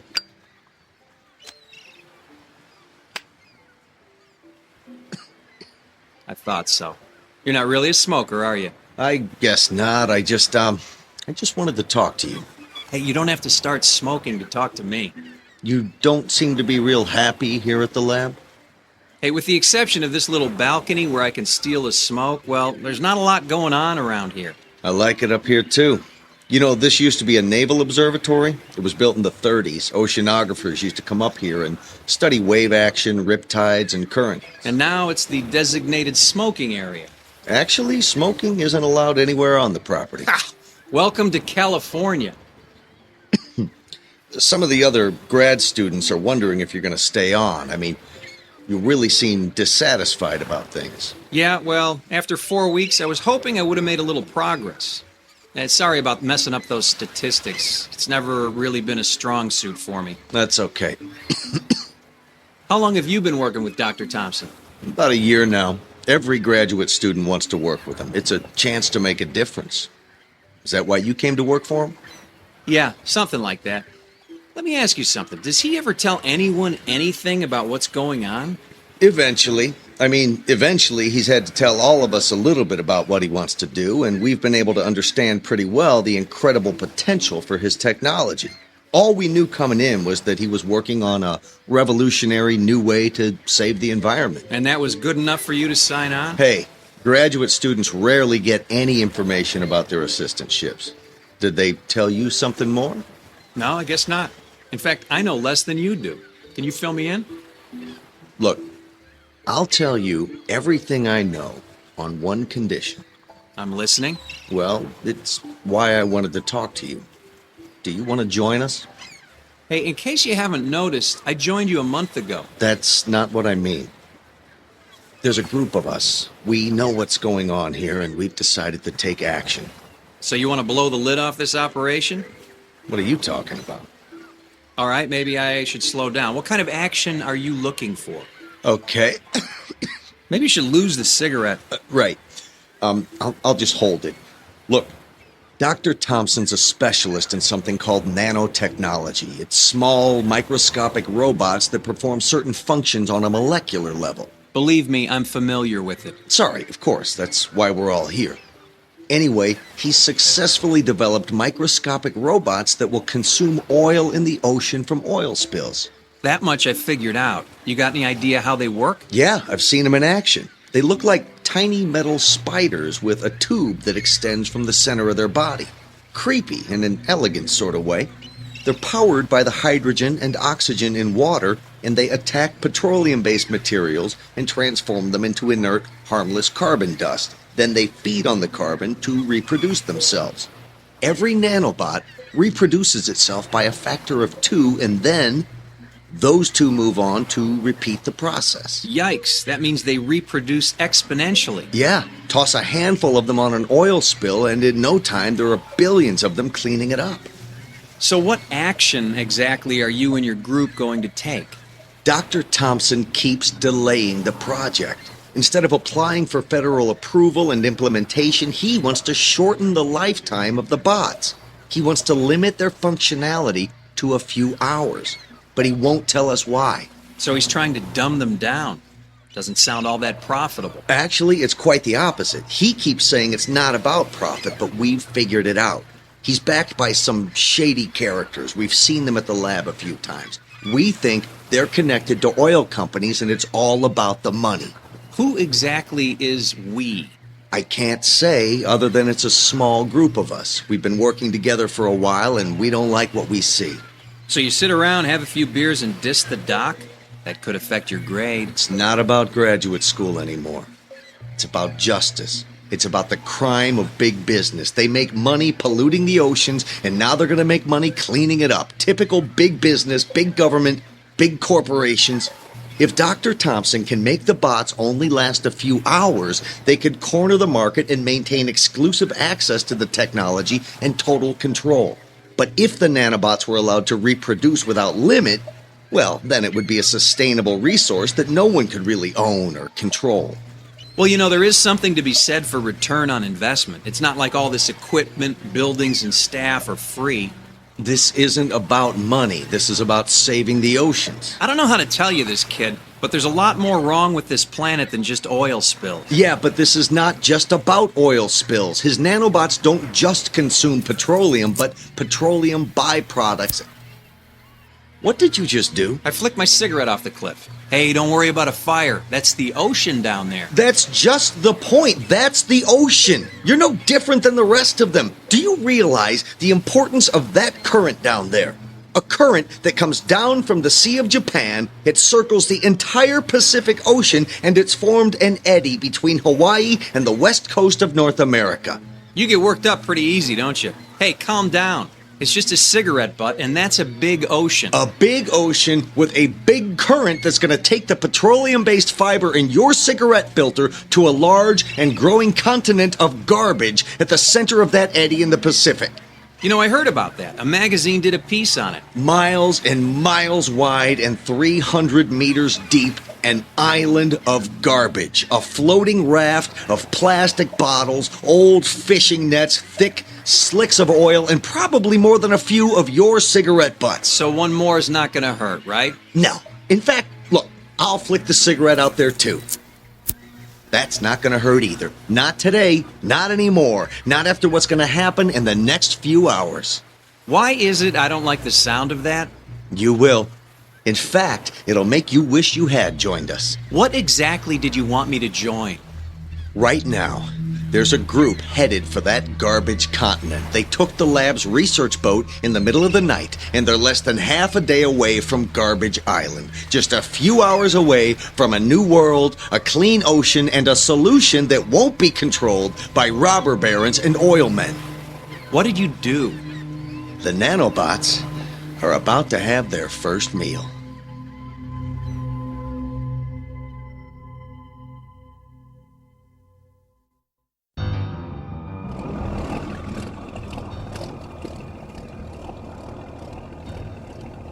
Don't get too close. If we get tangled up in some of those old fishing nets, we'll never get out of here. Sure we will. Once the bots get to work, this raft of plastic trash will be gone.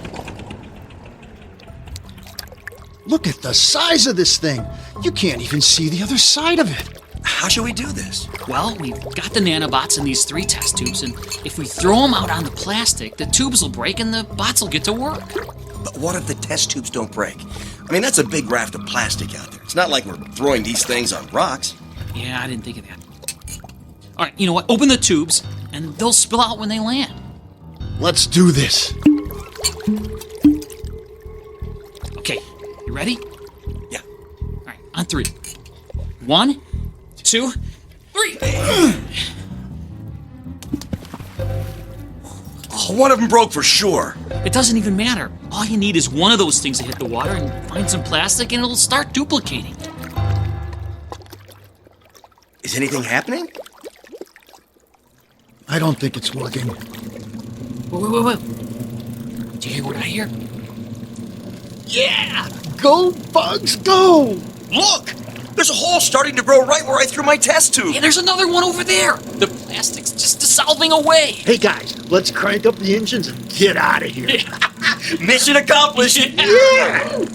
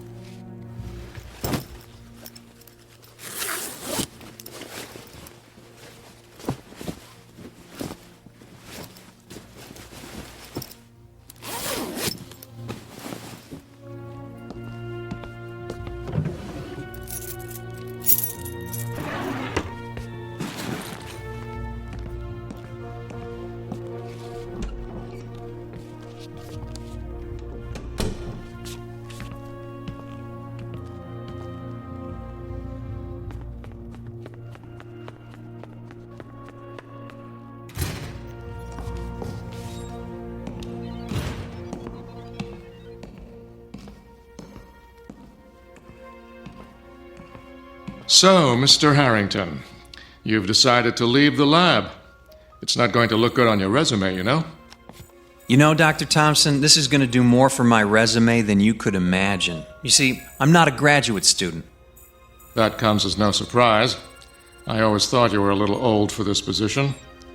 Besides, your performance here has been miserable. So, what are you? A government mole? Someone from the Pentagon sent to spy on my progress? Actually, I'm a reporter. A reporter? How quaint. I'll have you arrested. You falsified your application. You faked your credentials. You signed a security agreement. You lied and you just admitted it. You don't know who you're dealing with here. If the answer is big oil and your group of Middle Eastern venture capitalists, I'm all over it. Sir, you are a moron. You have no idea what's happening here. That makes both of us. You see, there's something you should know. Something I found out about your lab and the activities of some of your graduate students. Doc, what you're doing here is quite dangerous, if not reckless. What I'm doing here is strictly controlled, and it's nothing more than developing microscopic, mindless little machines. Machines with a voracious appetite for petroleum-based products. A thimbleful of my nanobots could have cleaned up the oil spill from the Exxon Valdez in a matter of hours. What I'm doing here will protect us from danger, not create it. So what's the catch? I mean, if this is such a miracle invention, how come you're trying so hard to shorten their life cycle? Would that level of control make them more profitable for you and your investors, Herr Doctor? Mr. Harrington, before I have you arrested, I'll let you in on a little secret. Control of these nanobots is not about financial gain. It's about responsibility and the danger this kind of technology could represent. It's the indiscriminate nature of the little beasts. They'll do a great job on an oil slick, but once that's gone, they could turn their attention elsewhere, such as the fuel tanks of a ship. Wait a minute, they can't tell the difference? How could they? They're microscopic oil-eating insect machines. You want them to have a brain as well? Maybe in 30 to 50 years, but we're just beginning here. I think you got a problem, Doc. Oh, I know. But in a few years, I think we'll be able to shorten the life of the bots so they only live for a few hours. That way, we clear the area and cut them loose. When they finish the job, they die. The control will be built in. Control that everyone can manage. That's what this is all about. The nanobots you developed and are testing right now, how long does this current batch live? Potentially forever. That's my biggest problem right now. I wouldn't be so sure. Do your graduate students know about this? Some do, some don't. I only tell them what they need to know. You see, Mr. Harrington, this is a Pentagon project. This is about national security, not big oil. My assistants only know what they need to know. Anything beyond that is top secret. And you are about to be placed under arrest. Well, secret or no, I want some answers. Of which you will get none. Now, if you'll excuse me, Mr. Harrington, I'm going to call security. Okay, you do that. But there's one question you're going to have to answer whether you like it or not. And the question is? If I told you some of your graduate students are on a boat and about to release your oil-eating nanobots into the Pacific Ocean, what would your response be?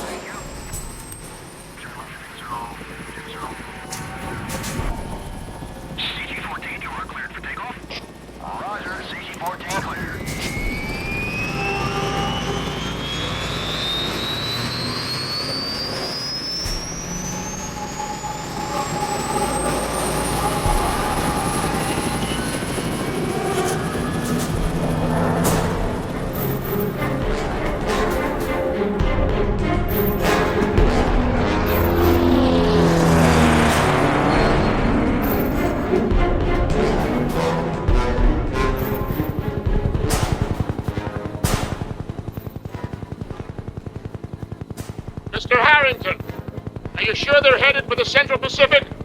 Wherever that floating island of garbage is drifting, that's where Tim said they were going. The Navy has dispatched a destroyer. I'm afraid they may blow the boat out of the water unless we reach them first. What exactly do you plan to do? Tell them the truth. Tell them what they don't understand or appreciate. And if they don't listen to you? It's our only hope.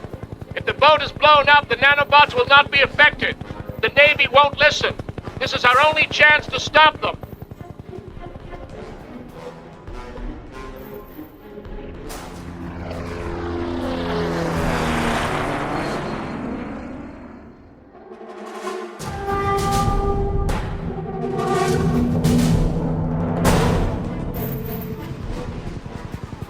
Is that your boat? It should be, but I don't see the floating garbage. These are the right coordinates, but all the garbage must have drifted away. Doc, it's 2 miles wide. It'd be hard to miss. Maybe they ran out of fuel. Or worse, maybe your little spiders got into the fuel tank. It's possible. They seem to be drifting without power. Wait a minute. Look at the ocean. Is that the sea bottom we're looking at? Good God! The water is more than 1,000 feet deep in this location, and you can see the bottom. It looks like your little inventions work. Something's not right. The clarity of the water, I don't understand it. CG Base, we have a ship in distress. Pilot, what did you say? On below. Your research vessel's taking on water. We're gonna have to go in for a rescue. How many did you say were on board? Three young men. It's going down fast. It looks like they scuttled the boat. I don't think they like you, Doc. It's not about me, and they didn't scuttle the boat. It's about the nanobots. Look, the hull of the boat is disintegrating. What's going on? This is exactly what I feared. The hull of the boat is fiberglass, a petroleum derivative. The nanobots don't know the difference. They consumed the plastic garbage until the island was gone, and now they've turned their attention to the fiberglass hull of the boat. That's gonna put a real dent in the boating industry. Mace, this is CG-14. The ship has sunk, and the 3 people on board are in the water. CG-14, initiate rescue. Roger that. Oh my God, what's happening down there? Oh, wait. Mace, CG-14. The boat sank, and the 3 survivors, they just disappeared. We can see no survivors. The boat went down fast. It must have sucked them down with it. The water's so clear. Oh my God. This can't be happening.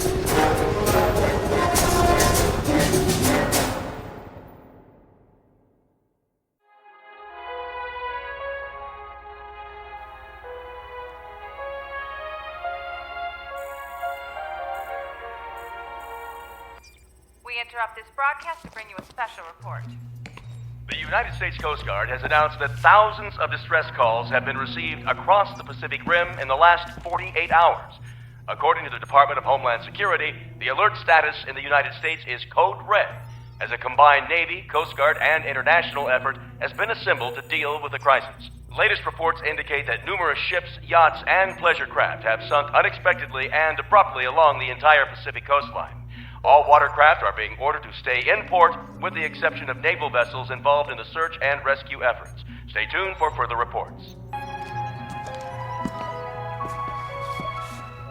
So that's the official story? No explanation, no information, just don't go in the water? What do you want us to tell people? Isn't there enough panic for you media types to roll around in? Media types? We're the bad guys? I think you're the one who's got some explaining to do, sir. I have nothing to explain to you. Well, maybe not me, but it looks like you got a small army of graduate students looking for some answers. Is it true? What Tim told us? Is it true? Tim, is he here? Where is he? He's gone. He stole a boat from the marina. He's going out to find his friends. Before he left, he told us what they did. Is that what the news reports are all about? Is that why the lab is surrounded by military police? Military police have surrounded the lab? What's going on here? No one can leave this facility. There are additional researchers en route. We're all going back to work. Work without sleep until we can find a way to stop the nanobots. Until then, we're locked down. You're not including me in this little party, are you? Especially you. We'll accomplish nothing with the additional chaos you'll create. What about Tim? He took off in a fiberglass cigarette boat. Ha! Good man. He doesn't smoke, but he found his cigarette. Mary, Tim is dead. The boat he's traveling in will no doubt encounter a great tide of nanobots, and he too will sink into the deep. Justice, if you ask me. He's the ringleader who caused all of these problems. So, on that happy note, I'm going up to your observation deck to have a smoke. Unless you have a problem with that, Dr. Thompson? Smoke yourself to death. The sooner the better. Will do. And as for all of you, Godspeed and good luck. We'll divide into teams. No one works alone. Progress will be reported on an hourly basis.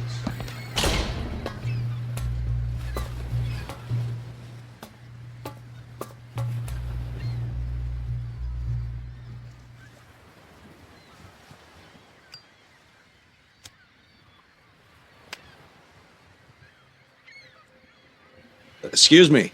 Can I bum a smoke off you? Hello, Tim. I heard you were dead. Sounds like Mary did her job. She's one of us, you know. I figured if Thompson thought I was dead, I'd have a better chance. It's one way of looking at it. But a better chance at what? Sounds like you and your friends have done enough. Getting away. Oh, nice. You and your beer-drinking buddies caused thousands of boats to sink, and all you want to do is get away. Yeah, that's saving the Earth for you. We didn't know. Thompson told us nothing. We thought the same thing you did. that he was trying to make a world-saving technology, and then we found out it was nothing more than a profit center for the companies and governments destroying the Earth. That may be true, but I gotta tell you, Timmy, there's a big target on your back these days. That's why I'm getting out of here. You staying or coming with me? So you're just gonna run away? Do you know what happened to your friends out there? They're dead, you know. I heard the boat sank. There's more to it than that, Timmy boy. Your nanobots can't seem to tell the difference between a plastic bottle and the plastic hull of a boat. If it means the end of plastic on the planet, who cares? You know, you need to work on that attitude. They knew what they were doing was dangerous. Oh, really? Did you tell them that before they left? Did you tell them they might find themselves in the water 1,000 or so miles out in the ocean? Why didn't you save them? Was that their punishment? Punishment? You want to hear about punishment? Listen, you hear that out there? That's the sound of billions of your little bugs out in the ocean. But hey, what are they eating? There's no oil slick, no boats out there, but the sound of them. More and more eating and duplicating. Your friends didn't drown out there, Tim, and we didn't abandon them. We watched as a gray stain in the water enveloped them. Your tiny little spiders consumed your friends alive right before our eyes until there was nothing left but clear water down to 1,000 feet. That's not possible. You left them to die. You talked them into it. You're the guy with the big ideas. You sent them out there and they were eaten alive by your little nanobot friends. I didn't know. Thompson never tells us anything. We tested them in the lab. All they ever consumed was petroleum-based products. They only consumed what you fed them. You had them in sealed glass tanks and tested for what you wanted to see. Too bad you didn't stick your hand in there just once. Things might be a little different now. Things don't sound like they're getting any better. We gotta get out of here. We? Aren't you confusing me with your co-conspirators down there in the lab? You stay if you want, but you're gonna die. Look. What the hell? The nanobots. They're crawling up on land. They're consuming the plant life and the bacteria in the sand on the beaches. Anything organic, anything that's carbon-based. They don't know the difference. Tim, we have to get out of here. Let's go. No, we can't go that way. They've invaded the lab. You! What are you doing here? Marie! What? Close the hatch. Maybe we can keep those things off the deck. Do you realize what you've all done? Look, they're spreading. Those people, the soldiers, the bots are all over them. They're approaching the foundation of the lab. Thompson, how do we get out of here? Unless you can fly, Mr. Harrington, I'm afraid you have no options. They won't get up here. They can't. Can they? No. The foundation and the walls of the building are composed of stone, concrete, and steel. They need carbon and water to spread. So it's over? No, Mr. Harrington. I'm afraid it's just beginning. Do you see that creek over there? They're moving upstream. Like the veins and arteries in an organism. Consuming every carbon-based life form in their path across every continent, no doubt. We have to get out of here. We can't stay here. When Mr. Harrington sprouts wings, maybe he'll take you with him. Thompson, what are we supposed to do here? We wait, Mr. Harrington. You see, all humans are carbon-based life forms. It's not petroleum the bots are after. It's the carbon and the oil. That's the trigger. That's what I was trying to solve. But none of you could wait. So now we wait here. Wait until they move on. Or they die. Yes, that's also an option. Of course, given the fact that they have a life expectancy measured in tens of thousands of long years, that would be a very long wait.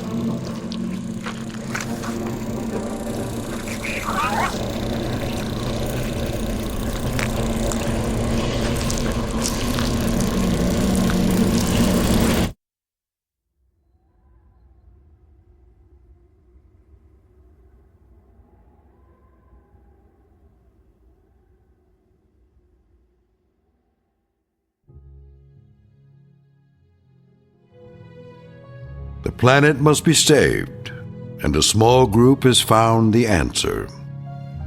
An answer that has left them all with one simple question to ponder.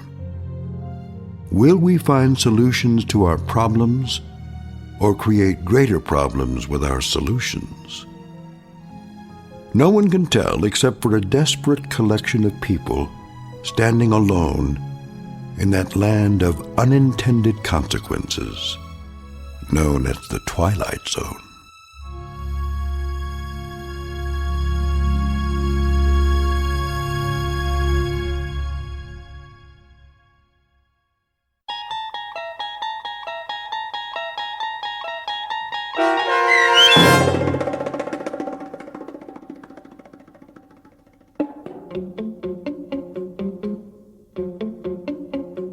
The Nanobots, starring David Pasquesi with Stacy Keach as your narrator, was written for The Twilight Zone by Steve Newby.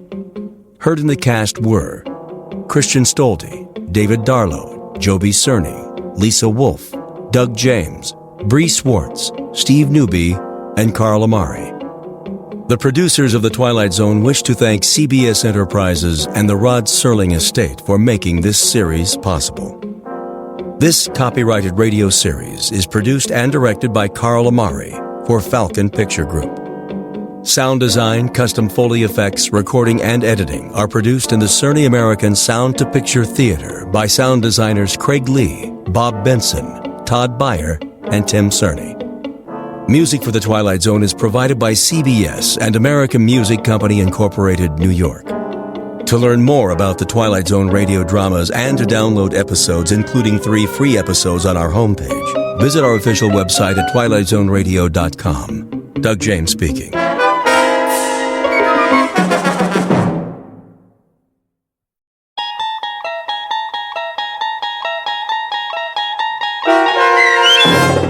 The Purple Testament, starring Michael Rooker with Stacy Keach as your narrator, was adapted for radio by Dennis Etchison and based on a script by Rod Serling. Heard in the cast were Mike Starr, Joe Forbrick, Nick DiGilio, Todd Manley, Peter DeFaria, Turk Muller, Doug James, Kurt Nabig, Carl Amari, Deb Dotzer, Vince Amari, Paul Patch, Roger Wolski, and Meg Falcon. To learn more about the Twilight Zone radio dramas and to obtain audio cassettes and CDs of these programs, visit our website at twilightzoneradio.com. The producers of The Twilight Zone wish to thank CBS Enterprises, Carol Serling, Dennis Etchison, Dick Brescia Associates, Claire Simon Casting, Terry Jennings, XM Satellite Radio, Sirius Satellite Radio, our sponsors, and our radio affiliates for helping make this series possible. This copyrighted radio series is produced and directed by Carl Amari and Jason Mallow for Falcon Picture Group. Doug James speaking.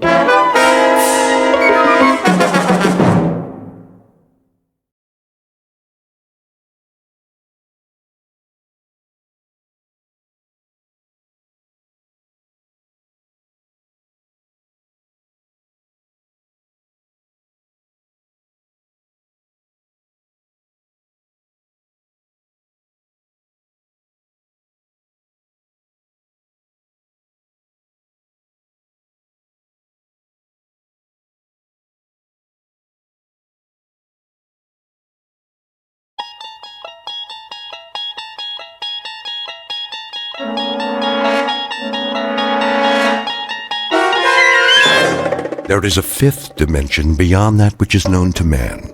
It is a dimension as vast as space and as timeless as infinity.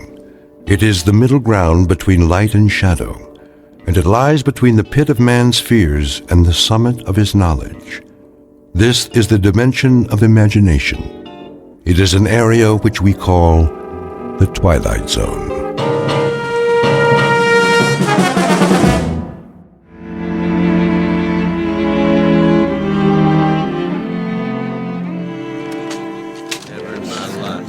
All right, men, listen up. Get your gear together. We're moving out. Moving where, Lieutenant? Yeah, what's the word? We going home? Not today, Morgan. Good, because I got me a date with a certain little nurse tonight. Gonna teach me the mambo. Is that what they call it?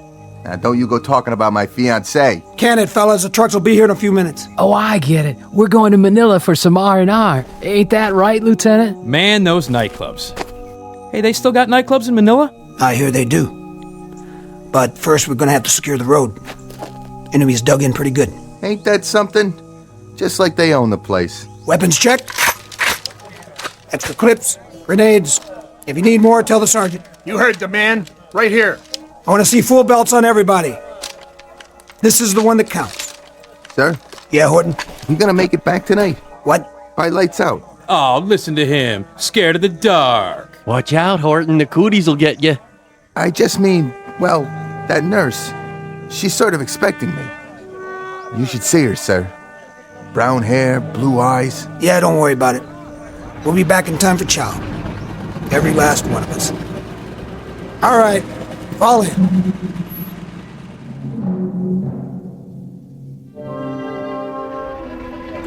Lieutenant? That you, Levy? Would you hold on to this for me? What do you got there? It's a letter to my mother. See that she gets it? What's the matter?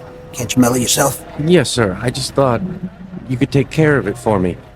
If anything happens. Nothing's gonna happen to this company, soldier. I know, but if it does, would you do that for me, sir? Sure. If it makes you feel any better. Thanks. I'd appreciate it. What's the city? Sir? You didn't put the whole address on it. I didn't? Let me see. You have a pencil on you, sir? Yeah. Here. Thanks. It's in Shaker Heights. You ever been to Shaker Heights, sir? In Ohio, right? Right. Real nice place. My mother, she's sick. I guess she's kind of holding on till I come home. But just in case I don't, I wrote her this letter. So she'll know I was thinking about her. She knows, Levy. You think so, sir? I'm positive. Thanks a lot, sir. Here you go. What are you doing? Nothing, sir. No smoking in the truck. Right. I mean it, fellas. Douse the butts now. Nobody's smoking, sir. Honest. Then where's that light coming from? What light, sir? The one under your chin. Stash the Zippo, soldier. He doesn't have a Zippo, sir. He doesn't even smoke. Then it must be yours, Hibbert. What's the matter with you? We're sitting on a ton of ordnance here. We know, sir. Orton? Nobody lit up. Don't give me that. It's true. Nobody's that dumb. All right. Must be my eyes. Hibbert. Morgan. Levy. Horton. Something tells me this must be the place. Okay, heads up. Rifles at the ready. Okay, move out. Single file. Infantry platoon, U.S. Army. The place, a road in Luzon, the Philippines. The year, 1944. These are the young men who fight.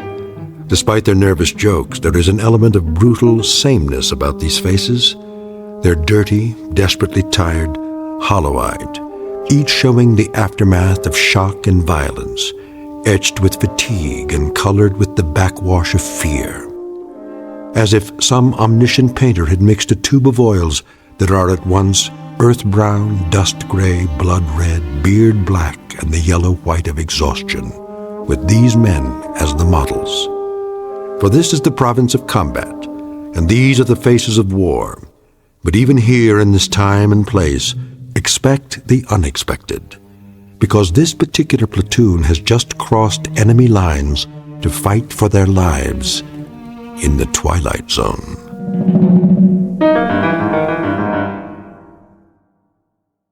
And now, The Twilight Zone, and our story, The Purple Testament, starring Michael Rooker, with Stacy Keach as your narrator. Captain, What is it, Private? here they come, sir. How many trucks? Looks like all four. One of them's been shot up pretty bad. Tell the medics to stand by.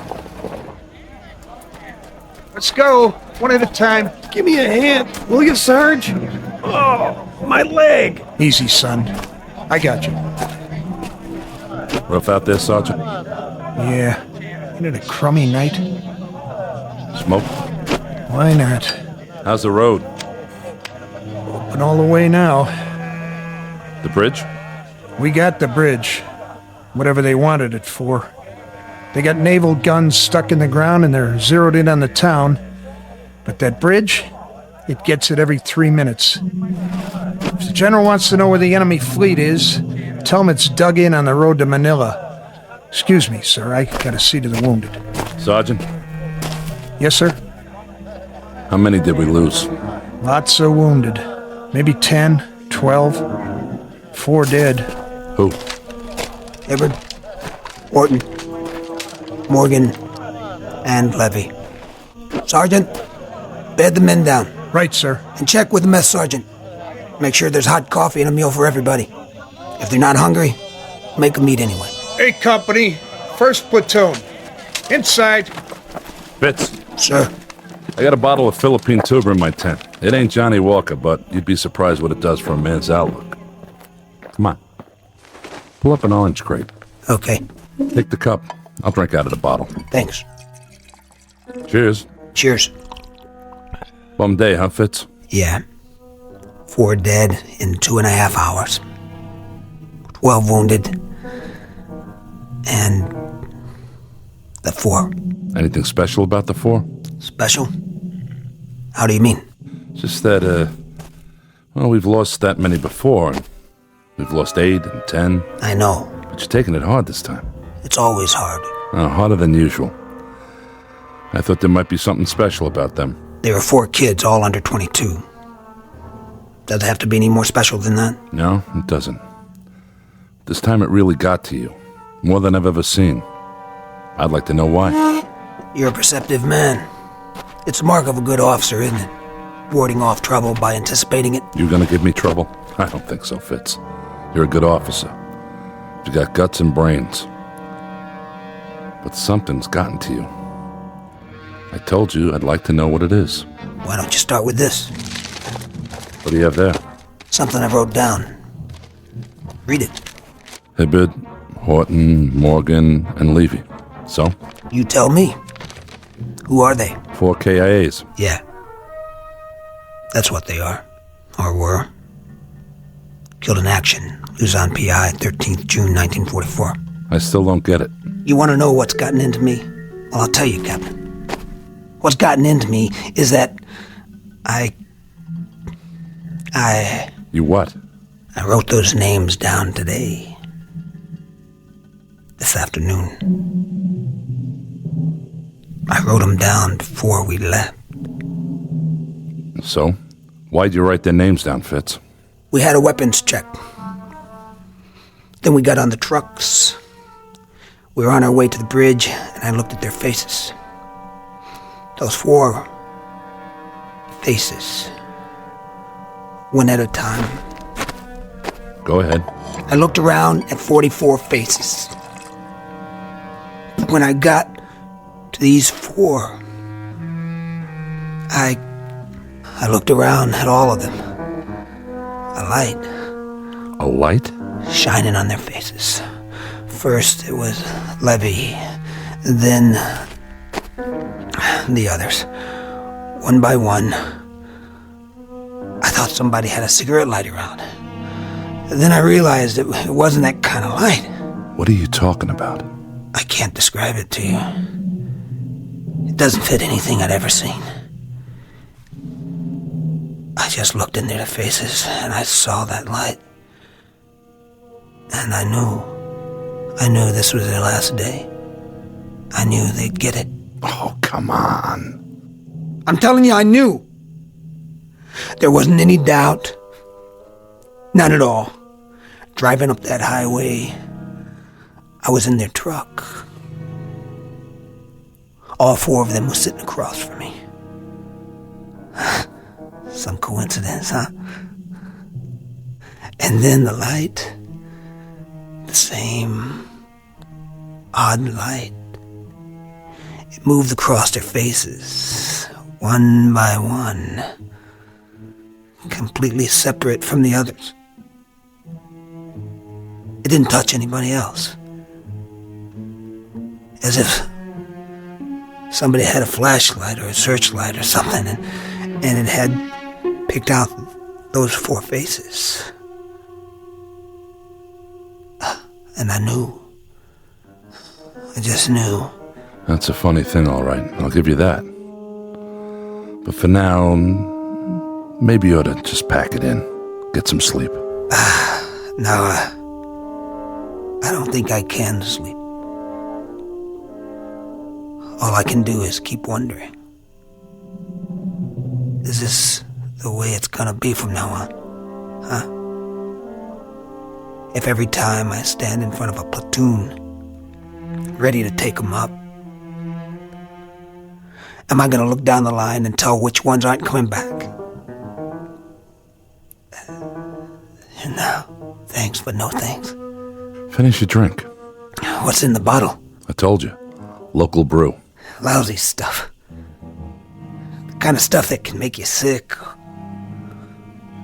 Or drive you out of your ever-loving mind. Take it easy. We're not supposed to know these things. Nobody is. We're not supposed to be able to tell. Isn't that right? So why can I tell? Huh? Why, Captain? Fitz, when did you write these names down? You know when. You sure it was today? Sure it wasn't yesterday? On the way back? In the truck? Today.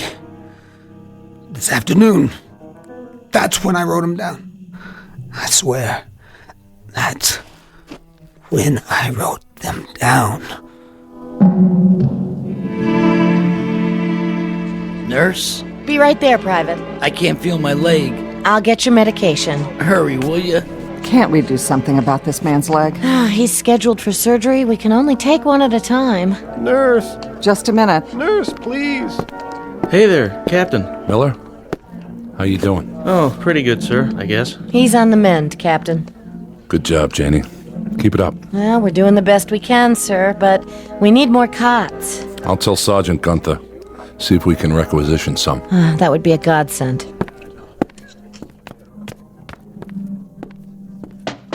Come in. You could use some more beds out there. You noticed. Any more coming in? Not from this island. I suppose we can make pallets if we have to. Break down the desks. I'd say you have to.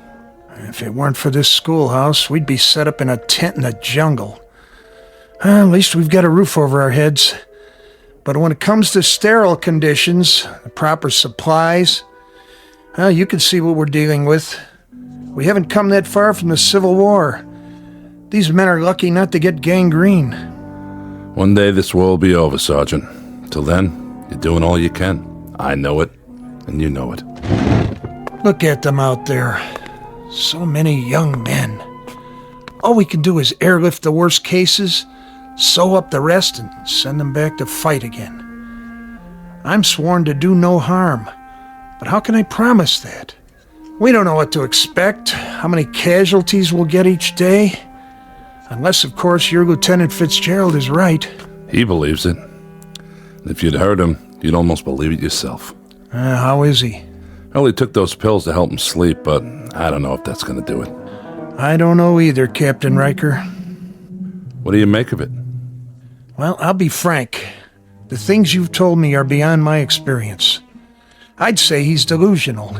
But whether it's because of the stress or something more serious, I couldn't say.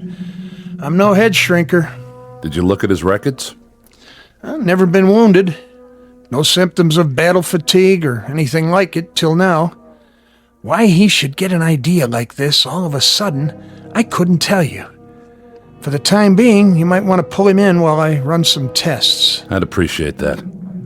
See, the thing of it is, he's never complained about anything. Not so much as a headache. He's a good man. Came in as a cadre while we were still back in the States. He's one of the best officers we've got. I'll do what I can. He's here now, you know. In the hospital? I didn't see him. He went down to the 2nd Ward to visit one of the boys from his platoon. Well, when you talk to him again, Sergeant, go at it a little carefully. Sideways instead of head-on. I wouldn't like him to think I have any complaints about his performance. I understand. I'll get around to it as subtly as I can. But if he's going to break, it's best to know now, and not in the middle of some firefight. We can't afford to lose any more lives. His or anybody else's. Hey, nurse, where's my chow? Roll over, soldier, while I change your bandage. And keep your hands to yourself. Lieutenant, is that you? Fitz, what's wrong?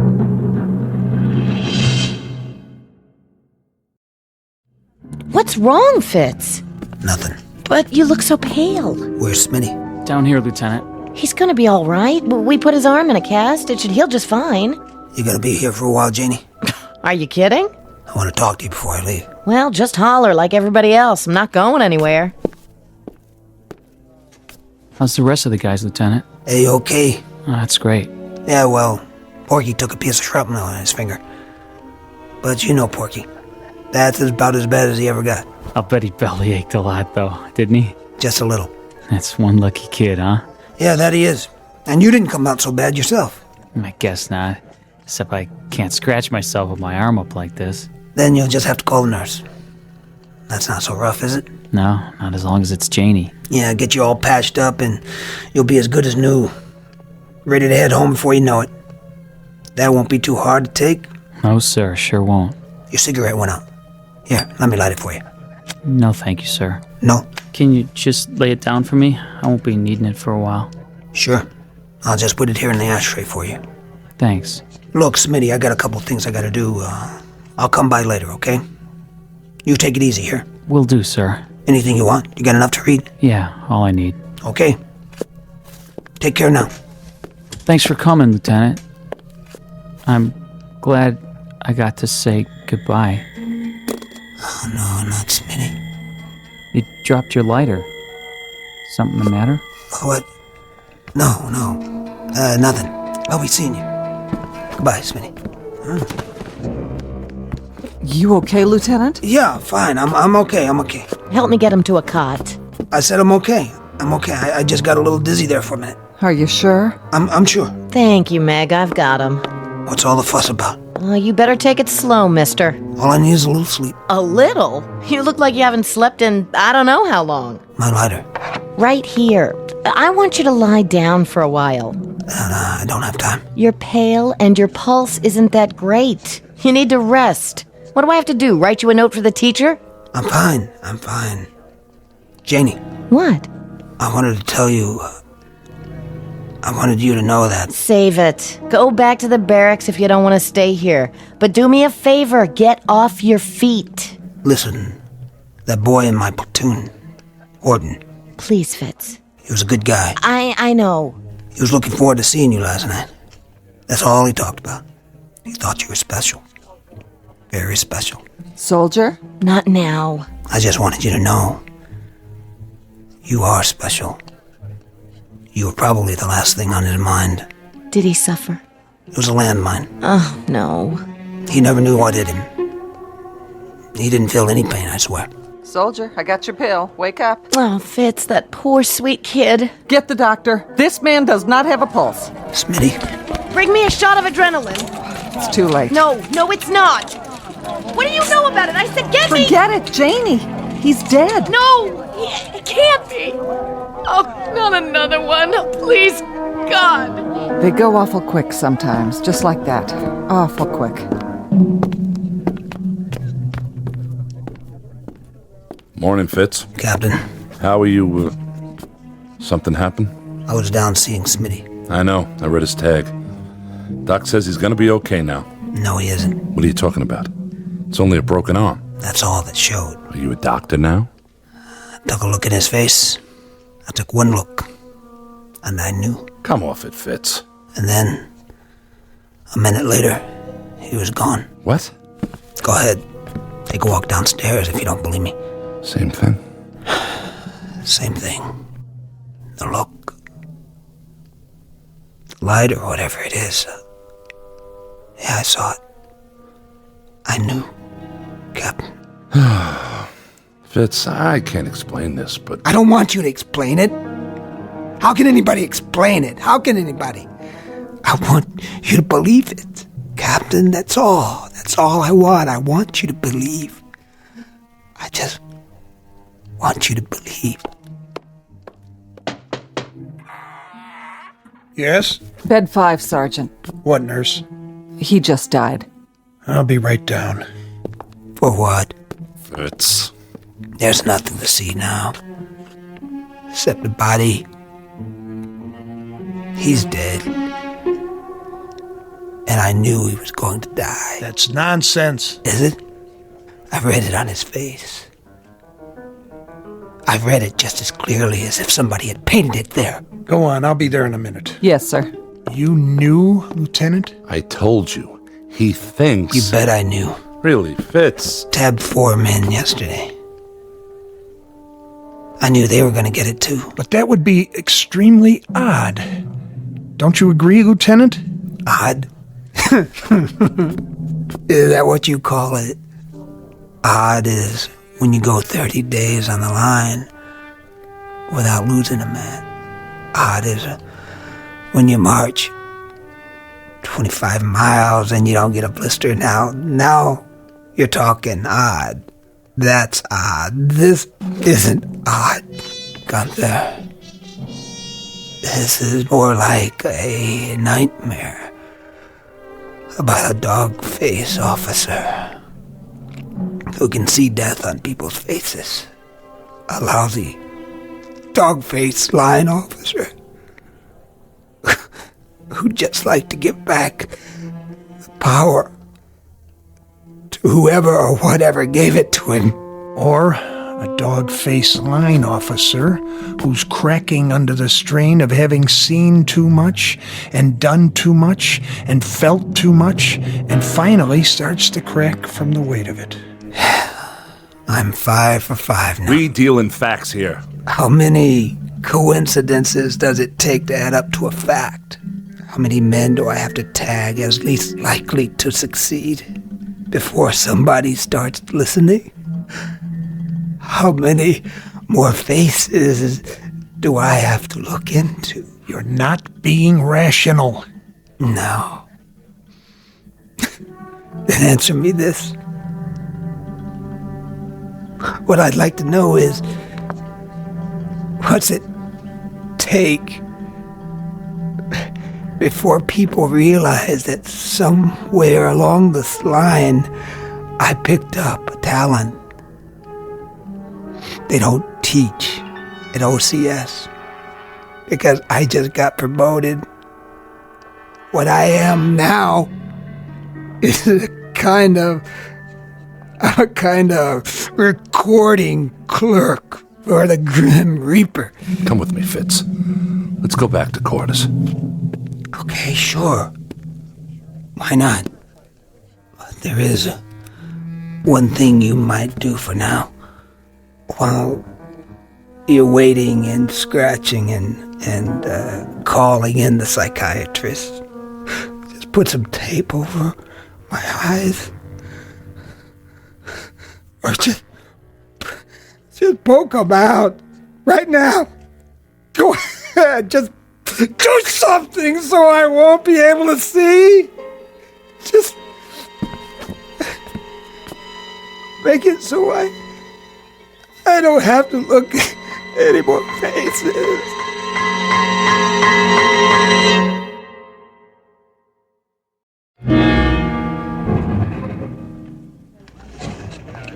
Everybody here? Yes, sir. All right, then. Eyes on the map. I'll give it to you just as I got it from Regiment. We spearhead the attack. We go to a point exactly 4 miles north of the bridge. That's right here. That's the Pasig River. At this point on the highway, the bridge is out. But over here, to the east, the Army's sticking across a bailey. Should be done by 0200. Not much time. You can say that again. We could do it. We'll spearhead the operation and move across the bridge as the point. All by ourselves? Baker and Charlie companies follow us. What's the enemy doing all this time? There'll be some Filipino guerrillas up here crossing by boat. We hope unobserved. Their job will be to take out any and all guns on the other side. So we should be able to get across that bridge against only small arms. Any more questions? Then that's it. We've got 22 minutes before we load up on the trucks. Give each one of your platoons a good briefing. Belts, 5 grenades apiece, 6 clips of ammo, no backpacks. Got it, Captain. And let's get moving. And good luck. Yes, Fitz? Nothing. Think you're well enough to lead a platoon? Well enough, yeah. I'm well enough. Gunther thinks you'd be better off with 3 weeks back at division. You agree with him? Matter of fact, I do. This one won't take more than a few hours, but it could be messy. Captain, I... Something? What are you staring at? You, sir. I asked you. Captain, don't go. Did you see something, Fitz? Is that it? Yeah, I saw something. Something like with the others? Yeah, it was on your face. Just for a few seconds, but it was there. Sure it was. If you go... Say it. You won't be coming back. You can't go out there tonight. I have to. You have to stay here. Don't do it for me, okay? Don't even do it to save yourself. Look at the picture on your desk. Put that down. Your wife. And those 2 children. They must be your kids. Do you love them? What? Do you love them? Do it for the gold band on your finger. But don't go out there. Give me that. But, sir... Get your platoon set, Fitz. Sir, please. Now. You've only got a few minutes. But what about... I'll tell you what about it. We'll have a nice long talk about it when we get back. We'll have a drink to it. We'll drink to an illusion, to coincidence. And you know what then? We'll laugh. Both of us. That's it, Fitz. I'll see you outside at the trucks. You won't be drinking to anything. Because you won't be coming back. Damn fool.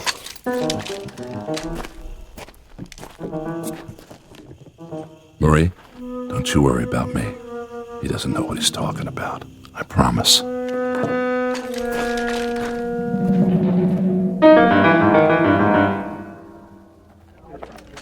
Lieutenant Fitzgerald, sir?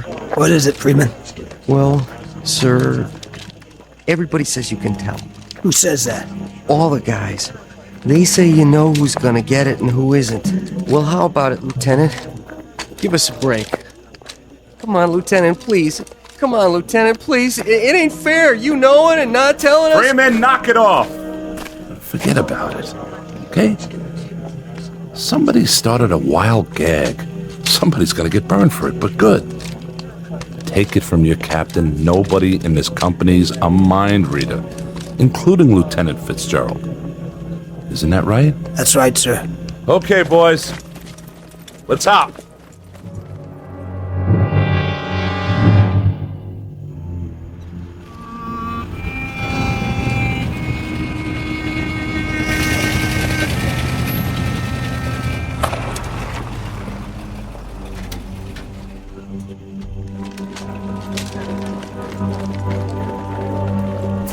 Welcome back, Lieutenant. Not so bad this time, huh?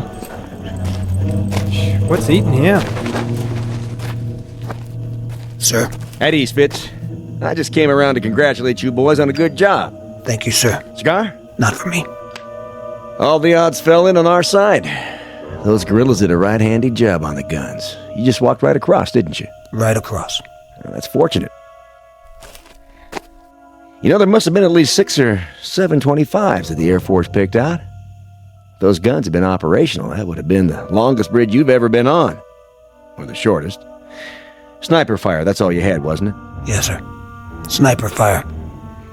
We lost 1 man. I brought his dog tags back. A pity. That was one good man. You were good friends, weren't you, Fitzgerald? Yes, sir. Nice picture. Well, so much for Mrs. Riker's lovely wedding and 7 happy years and 2 fine sons. To have it come to this. God, but war stinks. It sure does. Stinks worse than you know. Much worse. Why, what do you mean? Lieutenant? Yes. Sergeant Gunther? Some orders have come through on you, Lieutenant. You're to go back to division. Back to division? That's correct. They'd like to look you over. It'll be a nice couple weeks rest. Well, he looks like he could use it. Better pack up your gear. Take it with you. Okay. One question. Yes? Who's going to pack Captain Riker's things? I'll have someone take care of it. Don't forget his wedding ring. Looks like he took it off. Set it down here before he left.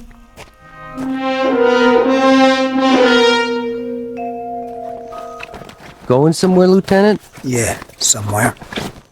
That your mirror on the wall? Oh yeah, I almost forgot. You want it, Freeman? Gee, that'd be great. I broke mine, you know? Mighty hard to shave without a mirror. Go ahead. Here. You sure you don't mind? Sir. Listen, if you want to keep it, that's okay. Honest to... Look. Huh? In the mirror. What do you see? Well, I see your face. Yep. That's you, all right. And nothing else. This is important. You don't see a light on my face, do you? Light? No, sir. That's funny. Because I do. Sorry, Freeman. Gosh, what'd you do that for? This one's no good. Take my word for it. Whatever you say, sir. Get yourself a new one. One that works right.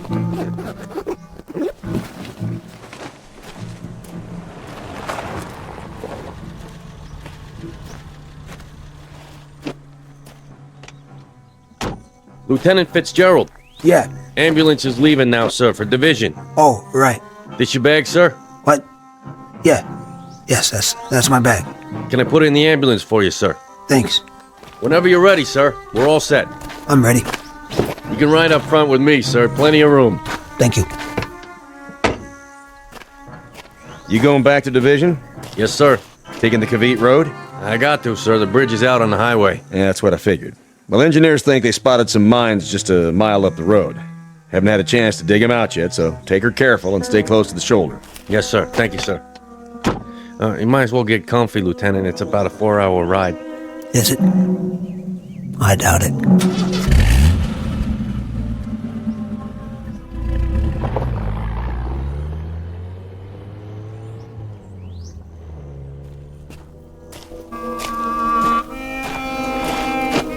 You play that pretty good. Thanks, sir. Thank you very much. You hear that? Thunder? I don't think so. Sounded like an explosion. Maybe. Maybe it was thunder. Yeah, that's what it was. Probably thunder.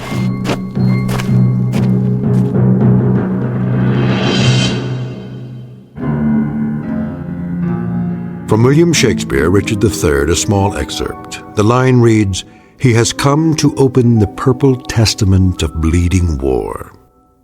And for Lieutenant William Fitzgerald, A Company, 1st Platoon, the testament is closed in the Twilight Zone. More from the Twilight Zone after this. Hello, I'm Stacy Keach. I hope you're enjoying this edition of the Twilight Zone radio dramas. To learn more about this series, be sure to log on to our official website at twilightzoneradio.com. You'll find special discounts on our Twilight Zone audio collections, listings of our radio stations, links to other websites, and a photo gallery of our recording studio and some of our stars in action. Plus ways to contact us with questions or comments about the show. And for a limited time, when you log on to twilightzoneradio.com, you can send in for a free CD of the show. So be sure to visit us at twilightzoneradio.com.